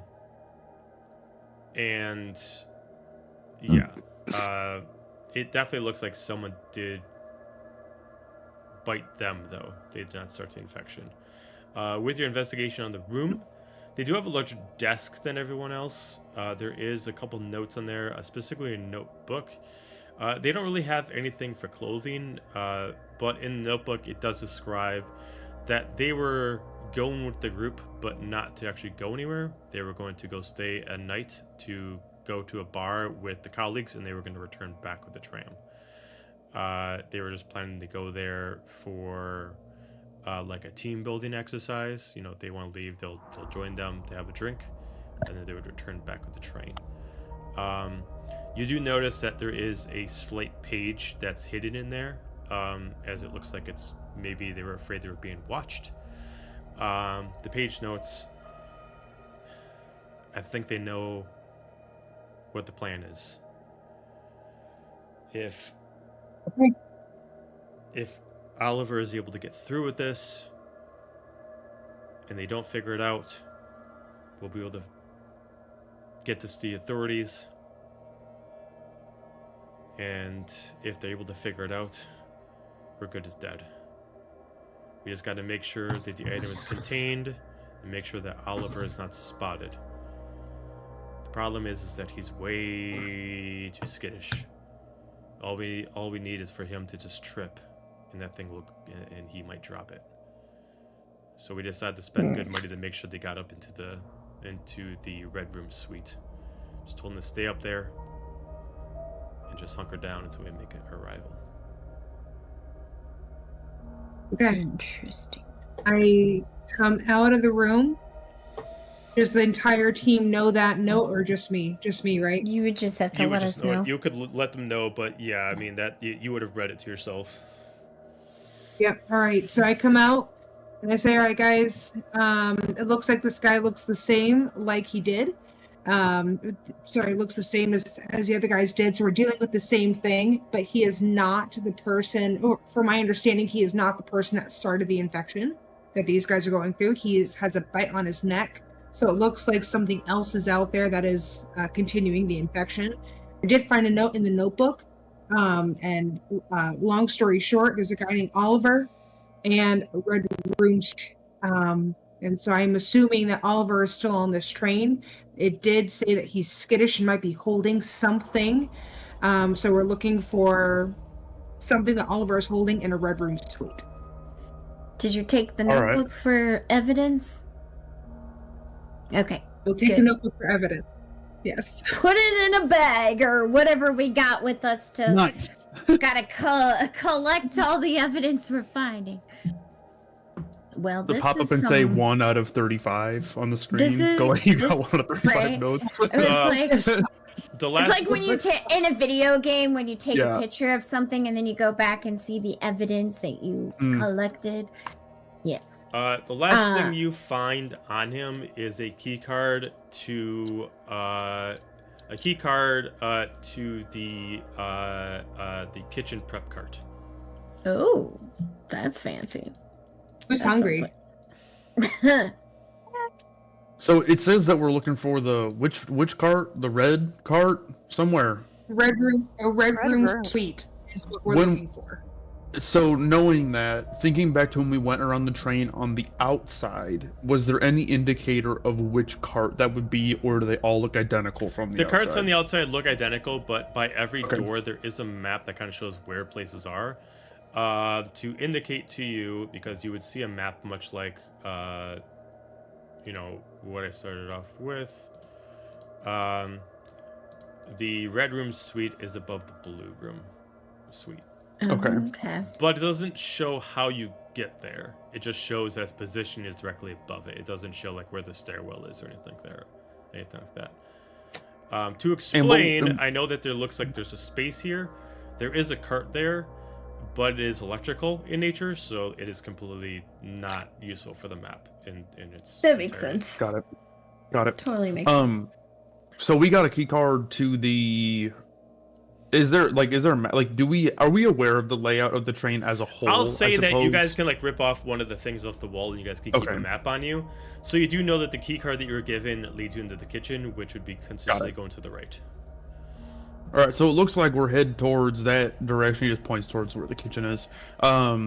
If we want to start heading that way with the key card we got, otherwise we can try and go get the door back behind us and see if there's maybe a staircase in there that'll lead us up to the room that we're trying to get to. Does the map show any sort of like stairs somewhere? So there's a couple places that specifically shows that there's a way to get up. So in the kitchen, there's a small dumbwaiter that leads up into the lounge, but based off its size, it looks like it's not big enough or heavy enough to carry someone's weight. As far as what you assume is the way to get to the lounge area itself, it looks like there is one way, which is it looks like there is some kind of service ladder, and it shows it somewhere in the kitchen, but it doesn't actually show where it is in the kitchen. It just indicates like emergency service ladder. Excuse me. And then it does show that there is a passenger passage that is a straight passage that goes parallel to the electrical cart that goes over to your lounge. So if you were in the red room suites, which based off of it looks like it is like the expensive ones. If you go there, there's just a straight way that leads you in to the actual lounge, but that cart is only meant for pass-through, not for staying in. All right, so it looks like we got to go up through whatever service ladder we got in the kitchen, up into the lobby, in through the electrical car, and that'll take us into the red lounge that we're looking to get to. Is that correct? I mean, sounds like a legit. plan. All right. Just I wonder how many more of these, like, infected people we're gonna find. I wonder. Yeah, hopefully nothing too crazy. I mean, these are just kind of like drunk people walking around. These ones were, at least. Angry drunk people. Like, they wheel True. drunk. They're wheel drunk. Yeah, real I don't think I've ever had to put down a real drunk person, but that's a mark off my bucket list. Yeah. So, do you want me to take point, head towards that? I can take that key card if you want me to go first. Sounds. I mean, if it doesn't break it, if it's not break, let's just keep going the way we've been doing it. Alrighty. We could also use the who is it? card as to unlock Lockpick. locks, True. right? True. For certain, like, yeah, we could probably use it for certain things. Alrighty. Oh, I gotta put my little dude back on here again. Boop. So if you guys decide to head into the kitchen, you are able to use the key card to enter in the kitchen. The doors just slide open on their own once it registers the key card. The door closes behind you but does not lock. Alright. So looking in here, are all the lights on? Is it just like an empty kitchen? Yep, the lights are on. These lights are not flickering like the rest of the spot. You assume the power is still working pretty well inside this cart. Even though I have it labeled as kitchen, this is considered the service cart. This is where most of the kitchen staff works, aka the service staff. Most of the food is spoiled at this point. There is kind of a dampness to the air, as it does look like. So I couldn't fit a picture in here, but there's a cooler in here, like a freezer, right where this is. And if I put the picture in there, it would just extend it too far. So it essentially takes up this four space spot here. Okay. It does look like that has been like partially cracked open, and it's leaving kind of a mist on the ground. You do We'll see just draw one. that works. You do see an infected laying on the ground here. It's currently not moving. You see another one here, currently not moving. And that's what you see so far. It looks like based off these two, they were probably kitchen staff. As soon as you guys get in, you immediately feel a shake to the actual carriage itself. Someone has actually reignited the actual engine, and the train is now moving. Oh shit. Oh, well, I guess we're not getting off. Guess not. We say that quietly because we don't. But Can I, with the spoiled food around and with this train having been stopped, are there any like small rodents in here? Like, do I notice any signs of small animals? You can give me a investigation check or perception check to try to keep your eye out for small animals, whether they be small like rodents or bigger. Investigation. 8. Pretty good. Yeah. No. I mean, you don't see anything. Okay. You don't see any traces of. Just you curious. assume these doors have been closed since whatever happened, and it looks like no one else got in. Sounds good. I mean, I'll start moving unless anybody stops me from moving. Fair enough. Down towards. Slowly walking. Slowly. I'm like cursory glancing at the stuff on like the supplies and stuff, but not really. I'm more focused on the bodies that are on the ground, I suppose. Okay. As soon as you get closer, this one starts getting up. Along with this one, we're gonna go back into initiative. All right. You guys obviously don't have to roll again. I got your initiatives in the counter. So we're gonna go back to that. So we will start off with sharpshooter. Okay, I'm gonna shoot the one that's here in the middle. Okay. And do he got up, so he's not on the ground anymore. I don't get advantage. No, it's not a surprise round. Okay, so that was a 14. That's a hit.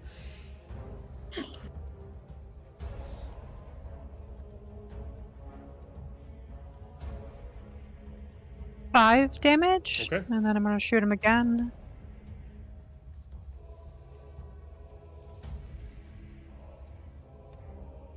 That's a 24 to hit. Yep.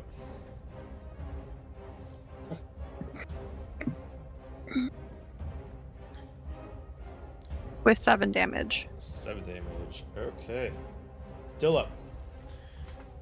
Anything you want to do is your bonus action. As a fighter, here's a couple things you can do as your bonus action. You technically, technically the pistols, it doesn't have to be wielded as a 2-weapon. It can be one-handed. You can bonus action use your dagger if you want to, but you would have to actually get up within 5 feet as a bonus action to attack with a dagger if you wanted to. The other thing you got that you can do one time as a fighter is a thing called an action surge. What this says is that you essentially get to retake your actions as attacks again if you want to, but you get it once per long rest as a level 5 fighter. So if you wanted to and you felt like you really want to take these things out quick, you could say, I'm going to use my action surge, and then you get to redo your actions again, which give you 2 more attacks. But you wouldn't get it back until you got a long rest. Okay, I don't want to do that yet. Okay. Can I use my bonus action to reload? No, you need to use an action to reload. Okay, that's okay. I still have some. Okay, got it. We're gonna go to Hank the Tank. All right.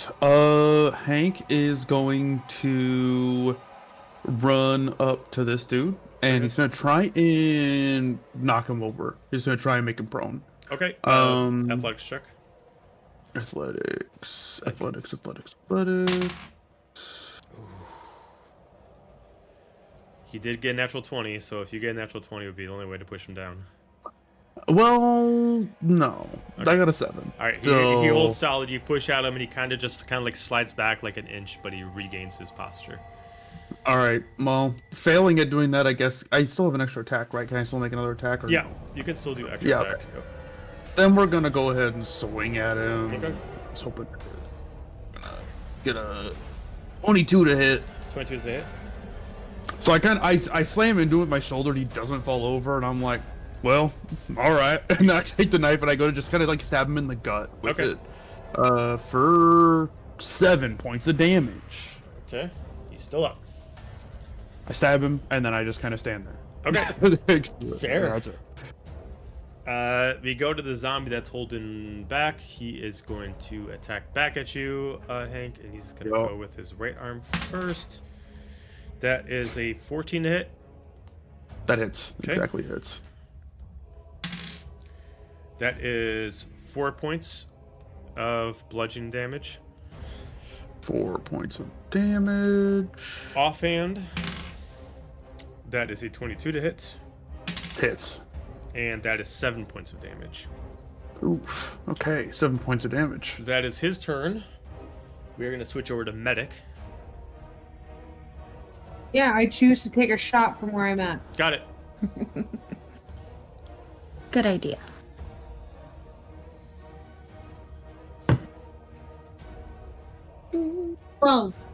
12. That is a hit. So go ahead and roll damage. So since you are rolling physical dice, I will tell you what the damage is because it's not going to advertise it really good on D&D Beyond. Or unless someone else can... well, actually, here, I can just use someone else's chat to actually see. So... Unless no one's actually used the gun in the chat. We have, technically. I have.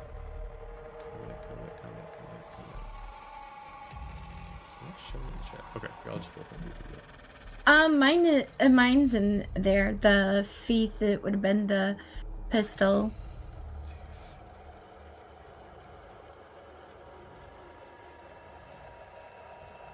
Had 7 piercing. Oh, there you go. Okay, so you need to roll.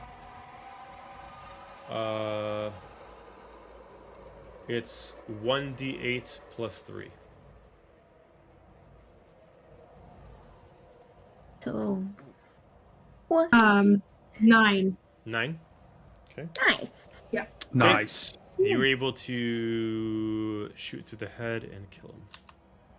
Nice. As a cleric, aka a medic in this place, you do not have an extra attack like they do. So that'd be the only thing you can do is an action. There are things you can do as a bonus action, but they'd be kind of unnecessary at this point because they'd be healing, and no one's really taken any damage yet, other than Hank, unless you want to heal him. Has he been bit or scratched in the event that the virus may have? No, the zombie kind of punched him more than scratched him. Okay. Beat me up a little bit. So I will kind of give like a little bit of clarification. If I say it's bludgeoning damage when I inflict it from a zombie, that means that they're using open hand or punching. If I say it's slashing damage or piercing damage, that means they're biting or clawing. Because clawing is slashing and biting is piercing. So if you hear biting or slashing, that means that they're trying to infect. Ooh. Okay, got it. Ew. So to go over your character as far as learning, because that's what we do here, we teach. As far as the medic, learning how to be a cleric, because you're not a spellcaster, but technically a cleric is. It's just there's no spells in this world. Your spells are just going to be used as healing apparatuses and medkits. So as a bonus action, technically, if this was D&D, you would have a thing called spiritual weapon, but I'm not going to have that in here, so you do not have that. But if you see through your spells, so if you go out by actions and you go to spells, you do have a couple different things if you ever wanted to heal somebody that you can see. You have guidance at will. If you need to know some of these, this is basically saying that you are touching somebody and you're allowing them to get an extra D4 to a roll. Healing, all healing spells are you got bless, cure wounds, and you bless and cure wounds would be your healing spells. This would just essentially say that you're giving medical attention. Bless indicates that you are targeting 3 creatures within 30 feet, and they get to add an extra D4 to attack roll or saving throw as long as you're concentrating on it. I'm just gonna say you just give it to them. It's not concentration in this case. And then cure wounds, you touch somebody and you heal them for 1d8 plus your spellcasting modifier, which is a 7. You do have Revivify. This is if someone goes down, you can pick them back up. And then you have Lesser Restoration, which is essentially curing of poison. So if someone becomes infected, you can activate Lesser Restoration to remove the infection. Okay. But those are all actions, so you used up your action. I'm not a spiritual weapon has no way to translate to this game, but I couldn't take it away from you. So that would be all you can do, unless you decided to run up, which you would not have enough movement speed to do. But if there was still a zombie here, you could run up and you could offhand with your dagger. As just something to know. But you can still move if you want to. So if you want to get closer, you can, or if you just want to stay, you can. I will get closer just in case if Hank does get hit again, I'm close enough to help him. Okay, so you can move up 30 feet. That's the maximum movement speed that you have. So that's 6 boxes in any direction. 2, 3, 4, 5, 6. And then you can just move it over there. And then that would be all you can do. Okay. All right, so we go to Pam the Thief. Okay. I'm going to move over here. And then I'm going to shoot this guy. Okay. I try to hit him in the head if I can, but we'll see how it goes. Ooh, that's only a 10. That's a miss. Damn. You hit the fruit right beside him. Disgusting rotted fruits everywhere. Yep. Yeah, the grapes. Yep. Not the grapes. Anything but the grapes. They were spoiled. Gross. Let's see. I can't do anything else. So, I could bonus action hide, can't I? I would also imply,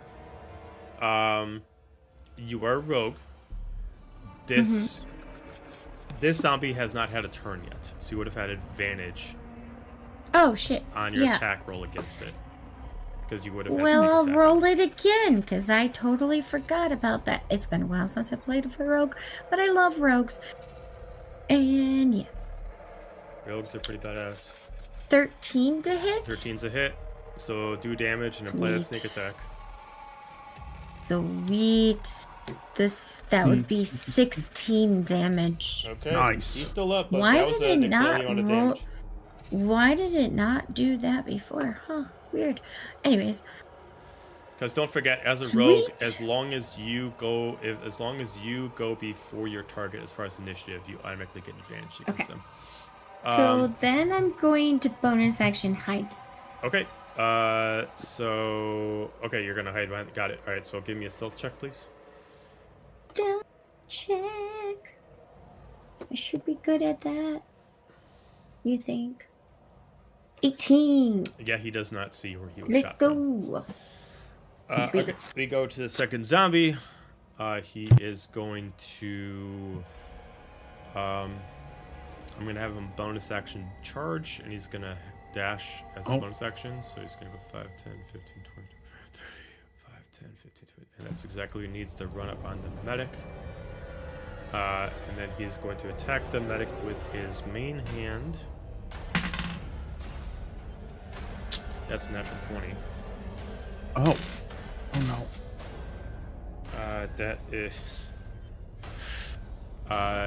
That is going to be 16 points of damage with the main hand. God. Ouch. Offhand. That is, I think, that's only a 10 to hit, which will miss you. So he immediately charges in. He just immediately smacks you, like open-handed, but doesn't claw against you. And he immediately just sucker punches you, but then as he like repositions, he tries to hit you again, but he kind of like loses his balance a little bit and he misses you. That is his turn. We go back to the top of the round, sharpshooter. Sure. Shoot it. Okay. I do one thing, I do it well. I shoot shit. That's a 22 to hit. That's a hit. And damage is 6. It's enough to kill it. Good. At this point, you start hearing a rustling in the freezer as immediately the door busts out and 2 infected comes out. Oh my god. Never gonna look at freezers again the right way. Guys. I'm gonna shoot the first one? Yep. Okay. The one by the grapes. Not the grapes. God, nothing but the grape. Oh no. It's gonna be 11. 11 misses. I hit those grapes. Poor grapes, they've done nothing. There was no tragedies today except for the grapes. We go to Hank the Tank. Hank, alright, so Hank got hit a little bit. He hasn't got hit yet. So he goes, hey, these guys are a little stronger than I thought they were gonna be. I think it's time to go buck wild. He's gonna rage. Really Nice. quick. He's gonna use one rage. And so Hank, this I have a description for him that I'll give here. So he's got like a little bit of a beer belly. He's like a middle-aged white dude with a beer belly. Yeah, he's got like a pretty decent like blonde beard and blonde hair and a little bit of chest hair. But then you watch as all of his really white skin starts to get like pretty red, like he's getting mad. And he knows how to go buck wild, and he's gonna charge at him. I'm gonna guess that even though you guys are wearing like tactical armor, somehow you fit a belt buckle on it some way somehow. Yes. Yeah. It's terrible. But any skin that's exposed, anywhere where it's just like a little bit of exposed, it's just so red, and it's like he's like steaming running at them. He's just so hot. All right. So he's gonna run 40. He's got 40 feet of movement. So I think I can get right here. So I'll run. He's gonna run right at him. Okay. And he is going to just go ahead and take 2 attacks on this guy in the front here. Okay. And they are going to be... Do I have reckless? I have reckless attacks, right? Yeah, maybe? 1 second. Yeah, because you hit at level 3, I believe. Yeah, I think so. So he's going to go ahead and just make... he's going to go reckless. He's going to make 2 attacks. Okay. So they're at advantage. Oh shoot. Oh no, I did do 2. It's 13 for the first one. Yep. Sorry, that. You're good. One. 13, and then. That's not what I wanted. Sorry. You're good. 13. 8 damage on the first hit. Okay.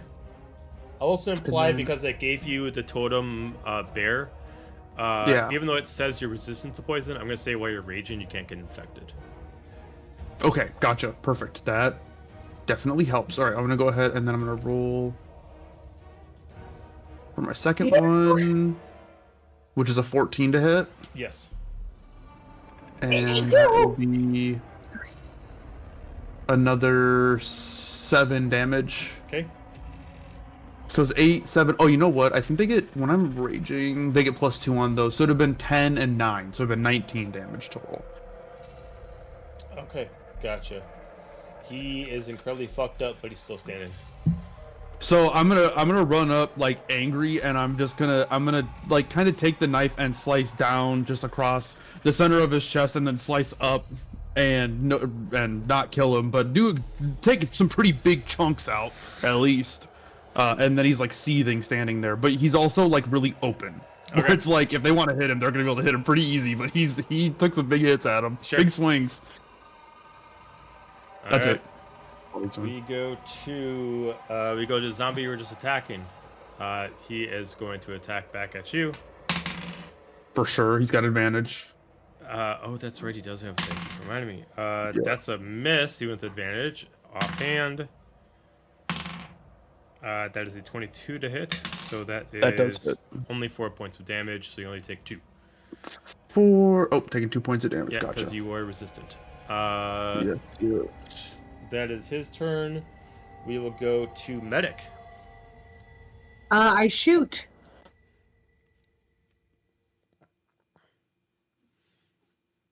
Can you hear me? Yeah, I heard you. Yeah, you can shoot. Yep. Sorry. I shoot. No, you're fine. 17. Yep, that's a hit.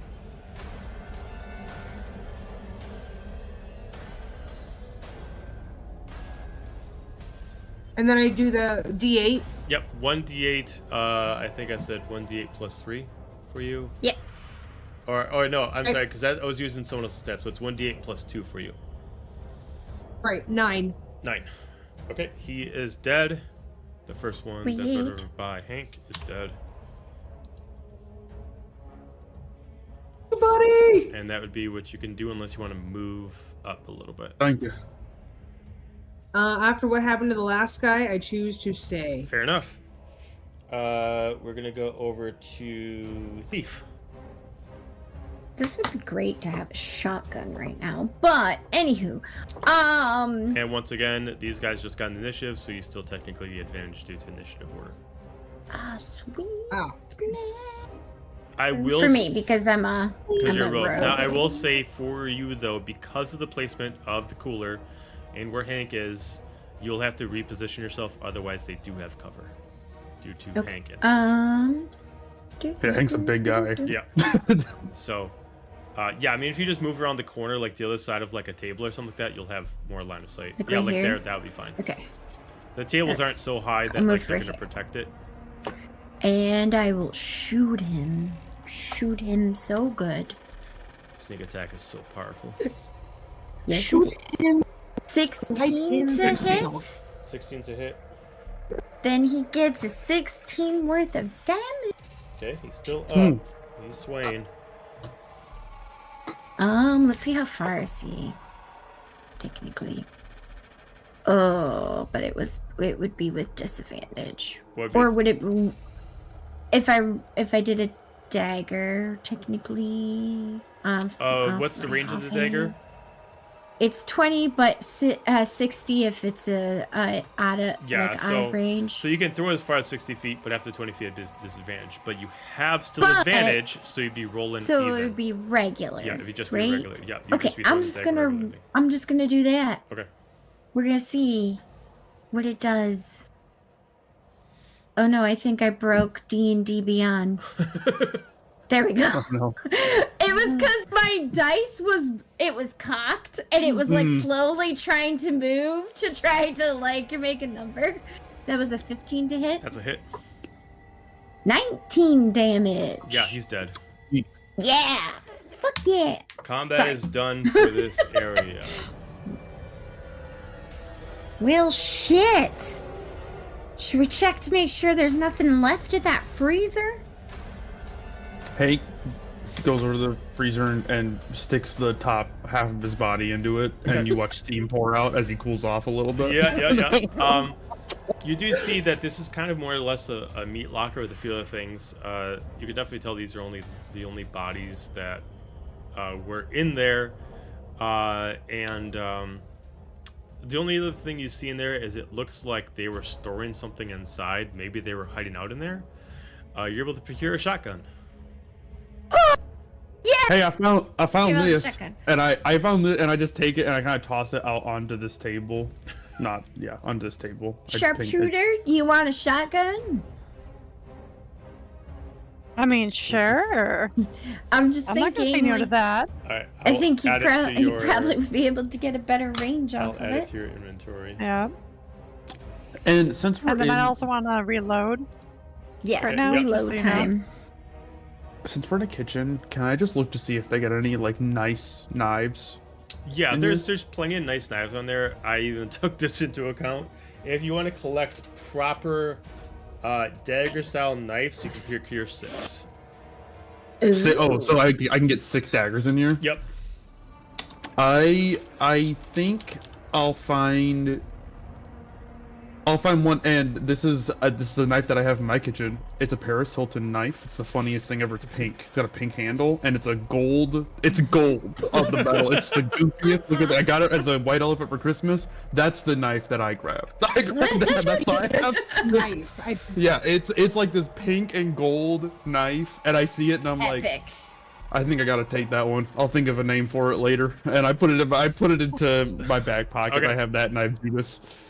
You're kind of getting more southern as you do this. Like you have an obscene amount of knives just like on your jacket for no reason other than just to have them. For Emma, I did add the shotgun and I equipped it for you. So a couple things to note. So I do have a range on it. So unlike your pistol, the shotgun only has a range of 20 feet because shotguns are not ranged weapons. It does show 20/60, so it can shoot up to 60 feet. But if you decide to shoot 25 feet to 60 feet, you'll be rolling at disadvantage. Right back. Because the spray of the shell will go. Do I need to refresh my page to see Yes. it? Yeah, you need to refresh your page. Okay. And then how many it holds 4 shells. Shells do I have? 4 shells? Mm-hmm. Can I investigate the bodies? Okay. Last thing to tell you is that whenever you successfully hit a target with weapon, as long as they are no larger than your size, they can push back 5 feet. Shotgun. Sweet. Okay, so you're investigating the bodies. You can give me a medicine check. I have. You cut out. What'd you get? 25. 25. Same afflictions as the others. It looks like these guys were all bitten. Based off what you can tell from the ones in the freezer, looks like they were bitten before they got in and probably didn't know that they were infected, and they tried to hunker down and it did not work. So they were trapped in there, infected this whole time.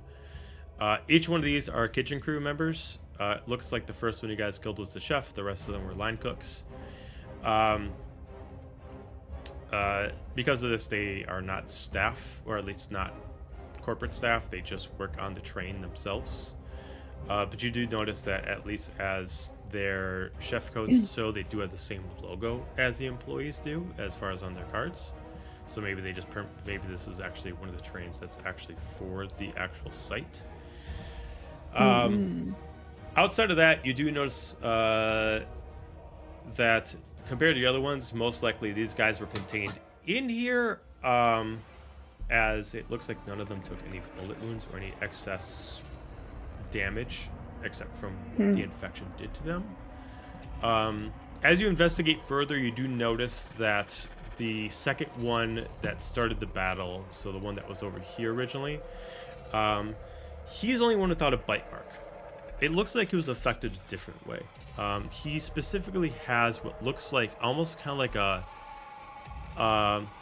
a femoral wound on his neck going down his left shoulder. It looks like it does the same thing as the bite, but it looks like he was infected due to maybe a way someone touched him. I'm gonna give his fingernails. You're gonna look at his fingernails? Hmm? His affliction's the same as everybody It's like- else's. No difference in fingernails. Oh. Gee, so even if he tried to like scratch or something, wouldn't find any blood or anything in his fingernails? No. Okay. No. Interesting. So Hey Doc, can you take a look at me real quick? He beat on me pretty good when we were fighting. I don't know if you got any pain meds or anything I'd be able to take. Otherwise, I can look for some whiskey in here and start drinking. But I don't know if that's the best idea while I'm on the yeah, job. No, whiskey we for the don't. pain. We don't need you to be drinking. We gotta stay clear-headed here. Drinking's for afterwards. That's how Hank stays clear-headed. He needs that whiskey to keep him straight. It'd be just drinking on top of the stuff I already drank before we got here, you know? Oh my god. What? So, as a how? I know you told me all the different levels and like how to, but I don't know what to. You could probably hit me with like a level 1 cure wounds. So you can do two different things. You can you have 2 potions that you procured. You can give him one of the potions, and Caden can just you can just pull up a potion if that's the way it works. You can give him a potion. He takes one from your inventory. He takes it, and then you give yourself 10 extra temporary HP. Otherwise, yes, you can cast Cure Wounds, which is just doing manual medical on him. And then Cure Wounds itself for you is hold on just a tick.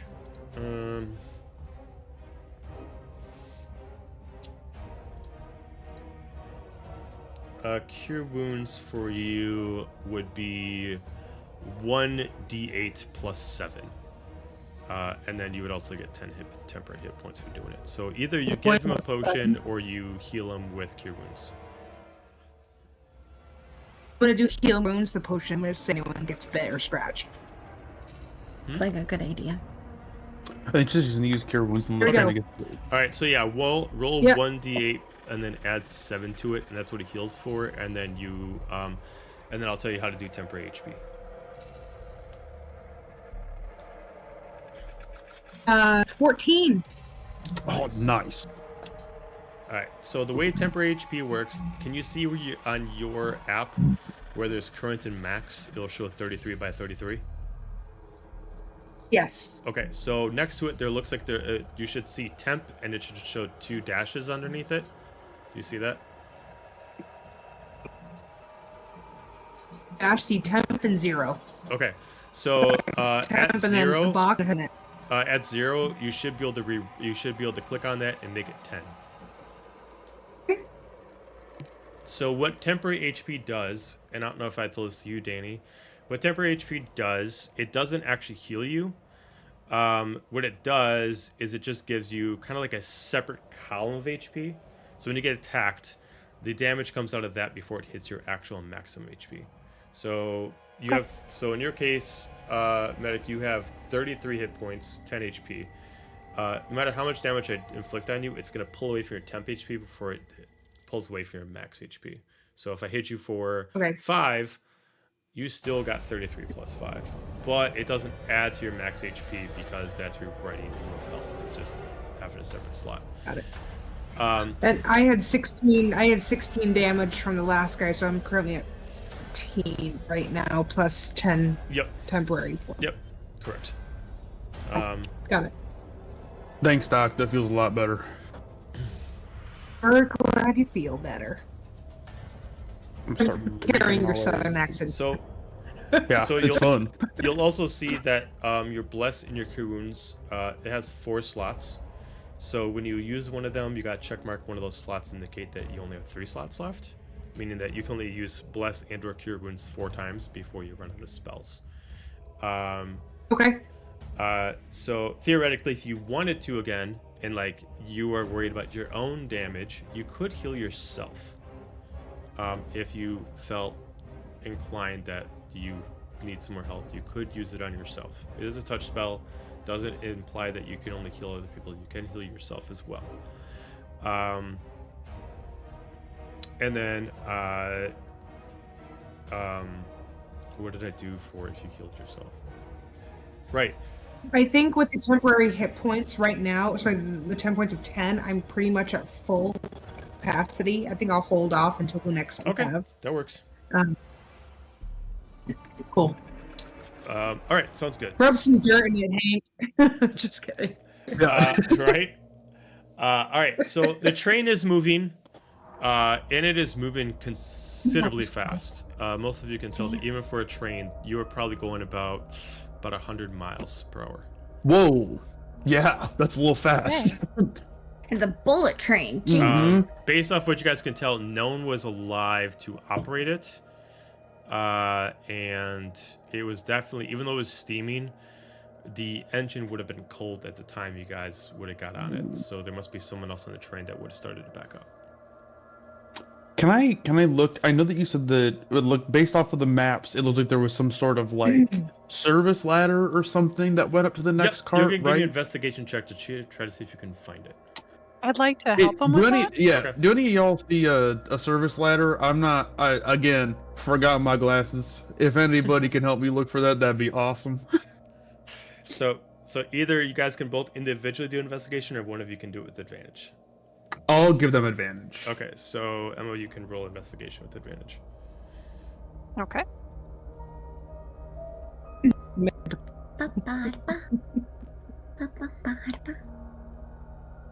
Sorry. Oh, it's alright. I'm bebopping to like music, your music. I got a 15. 15. It takes you some time, probably about a good 5 minutes until you find it. And then you find out that this spot can kind of collapse in, and then as soon as you do, like a locking mechanism comes out, and then you just see the ceiling tile open up, and then drops down a ceiling ladder. It does look like it doesn't go directly to the next floor. It looks like you gotta like go up, then lock the door beneath you, and then it can unlock the next one up, kind of like that. So it looks like most likely if you do it this way, one person will have to go at a time. Briefly, So our the chef. choices, Oh, go ahead. our choices are either go up or go straight, but then we'll be skipping the red room. We'll have to go Staying on the- back to go. There get are to the other red ways to get room. to the red room, but this is the only way that you guys have currently discovered to get to the red room. Yeah. So we still I mean, do it. I know that I'm sitting in front here, but I don't know how comfortable I am going by myself up there without y'all. Totally understandable. I mean, I feel like we should check our other options first, and then if that is the only option, I would prefer not to do that unless it feels a little foolish hopping I mean, up there like that. I could stealth up there.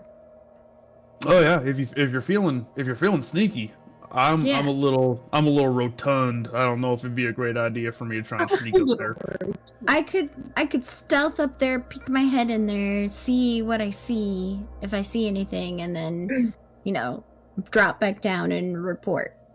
All right. I'll stay at the bottom, or I can maybe lift somebody up to be closer, or we can put somebody on the ladder so that like we can open it right away and try to get somebody up there real fast if we hear a kerfuffle upstairs. But otherwise, that sounds good. Okay, sounds good. I'll go up the ladder. All right, stealth check. Stealthy must be the stealth. And then I guess I'll just wait right below the entrance, just on the ladder, so that I can get up there fast if I hear noise. I guess. Gotcha. Is the ladder over here, I'm guessing? Yeah. Okay. All right. I only got a 12, but that's still better than nothing. Okay. So you climb up. You do see where it's a double door, so you got to kind of lock the door that you had to get underneath you, and then it does create like a pressure release so you can unlock the next one. As you do, you find yourself in this small compartment. Looks like it's kind of like an emergency like it has like a small tiny little table, and it looks like it has like it's almost like a small kitchenette. It looks like it's like maybe like a quick tiny little like 10-foot prep room. of worst case scenario that someone needs to come up here to do something, has some clean supplies. I'm going to switch the map for you. We are at lounge. I'm not in the lounge fully yet. So the part that you're in isn't on the map, but you're essentially kind of like you're kind of back here a little bit. Why is it not popping up? There it's we just go. I couldn't fit it on the map. Yeah, no worries. You do see through a little view window. The window is kind of like those old swinging doors where it's like a tiny circular kind of window on it. The door itself is not locked. It does swing both ways. You do see that there's a couple bodies on the ground. They are terribly eviscerated. If they would still move even due to a zombie, they probably are going to be missing an arm or a leg. These actually look completely different than the rest. It looks like... Hopefully I'm not freaking anybody out here, but it looks like someone's actually feasting on the dead corpses. You do occasionally hear like a loud thud. In the actual room. Yeah, you hear it somewhere in there, and then you start hearing, and then a scream, and then it stops. Get the fuck out of there. Down. Go very quietly back down. Okay. And I'm gonna tell the group, be like, okay, first off, there are bodies that have been torn apart and feasted on up there. And I think it's still there, whatever was feasting on it, because there's still thud noises and scratching kind of noises and a scream. So for my clarification here, for the layout of it, would we only be able to have one person go into, like, how many would we be able to have everybody upstairs and then all go in at the same time, or would it have to be one person at a time going? One person goes up a time on there, but you could get everyone there. So once she went up there and she closed the door up there, it would re-pressurize. You guys could now take the next person to go up there, but it would have to be like one person, then 6 seconds later, then another person, then 6 seconds later, and another person, etc. It's not just simply like following somebody up the ladder. It would have to be going up, close the door behind you, unlocking the door, closing it. Now next person can go up, unlock the door, close it behind them, etc., etc., etc. Because it is meant to only let one person up there, and because the carts are not fused together, one's laying on top, it is shifting back and forth, one cart over the other. Okay. All right. Well, what are you thinking? Suite? Wait, what? This is the red suite. The red no, room? this is the lounge. This is like the lounge is directly part above it. So the red suite is above the blue suite. So you guys are in the kitchen right now. So directly above it takes you up to the lounge. But the lounge does lead you to the red suite. The thing is, we have cleared this cart. We've cleared the green cart. We could go and clear the blue and then go up that way to the red. Or we could take our chances where there's possibly a creature of some sort in above this. Because I heard screaming and scratching and grunting and thud noises. And there's lots of bodies that had been feasted on. So I guess we're... I liked Hank's idea of going around. I think seconds is a time, and if that whatever is up there knows that we're up there, I think it'd be smart to go around. Okay. I don't know if it knows, I don't know if it knows. It just seems like it could. I couldn't see it, so I don't know where it is. Like when I was up there. How many of y'all are confident you could be quiet trying to get up there?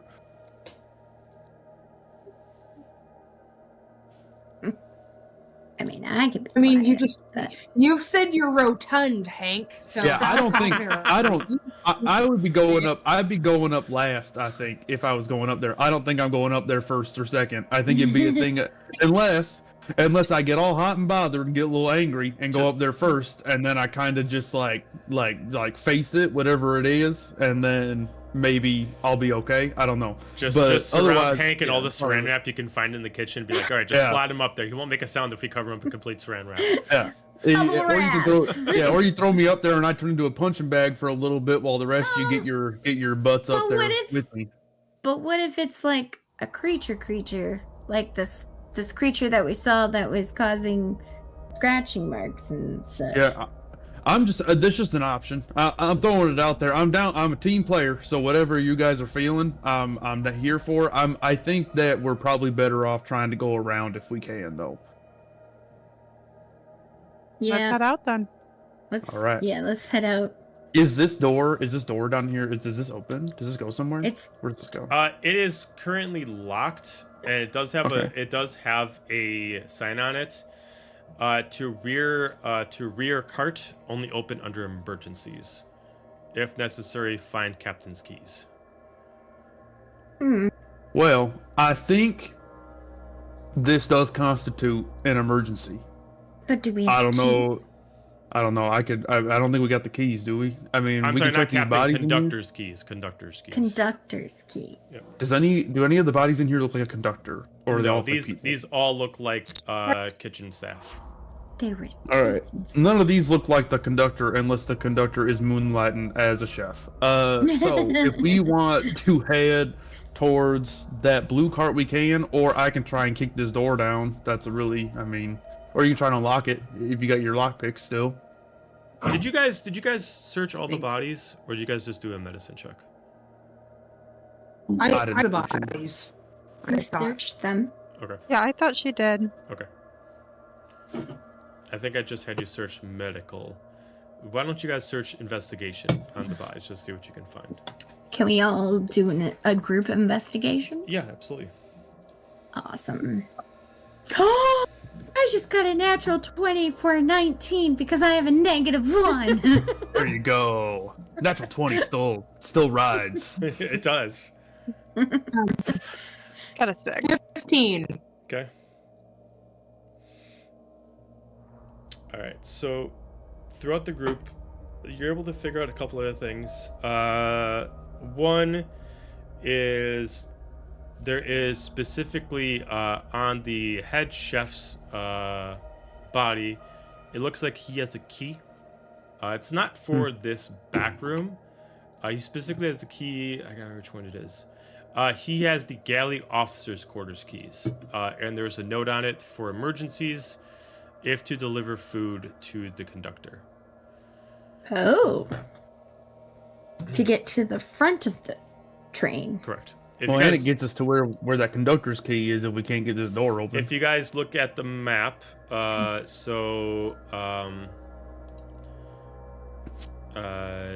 currently... All the way over here. Yeah, you guys are currently in kitchen. You've been in green.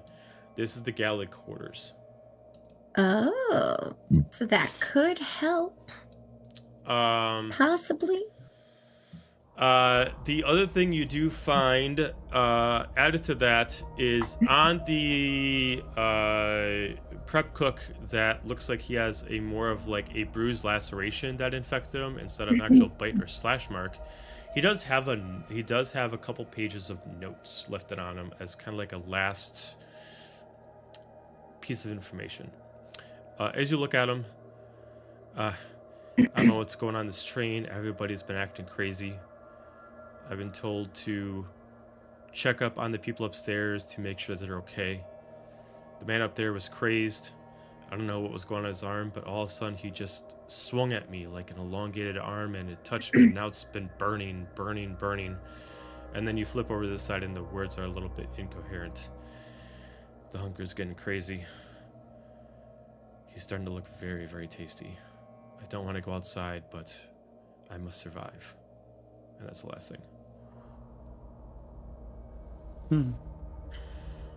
Okay, so maybe the thing that I was girl. the thing I was hearing could potentially be what got this guy. Well, and it sounded like he can infect through bludgeoning instead of having to scratch or bite, which is a lot easier to do when we're wearing armor like this. Yes, it sounds very dangerous. Probably a good thing I didn't go up there by myself. Yes. So, Yes. Very good. I think we should probably start heading towards that blue cart then. Do we have a key for that cart? The blue cart? You do not. I guess we haven't tried that door yet. No, we haven't tried that door. But now we have a hopefully. key for the way to get to the other area. Well, do we want to start making our way? Yeah, I think, we cleared the one cart. Yeah. If we can see if Are that we able to just door's- make our way through the green? Yeah, so you guys cross back through the green, but before we continue, because we're going to start getting a little more story, I'm going to stop it there, and we'll continue next week, just so we don't get too far into it in case it gets to a certain point. It's too much fun! Awesome. So, yeah, we'll stop it there. So for anybody who wants to watch the next session, we'll have it next Wednesday. We'll continue where we left off. Just making sure that we're not going to jump into something and get lost track for time. So, remind everybody, we have campaign 4 going on. So if you missed any episodes, check those out. Yes, it was a very difficult battle, but we persevered. And then if you're in the Beloit area, check out 5 Bar tomorrow as you can watch us play. Just remember, like I always say, is that this is for new people or people who just want to be relaxed while playing a game. We're not here to rush it. We're here to have a good time. So, that being said, everybody have a fantastic night, and we will see you next week. Good night. Internet. Bye.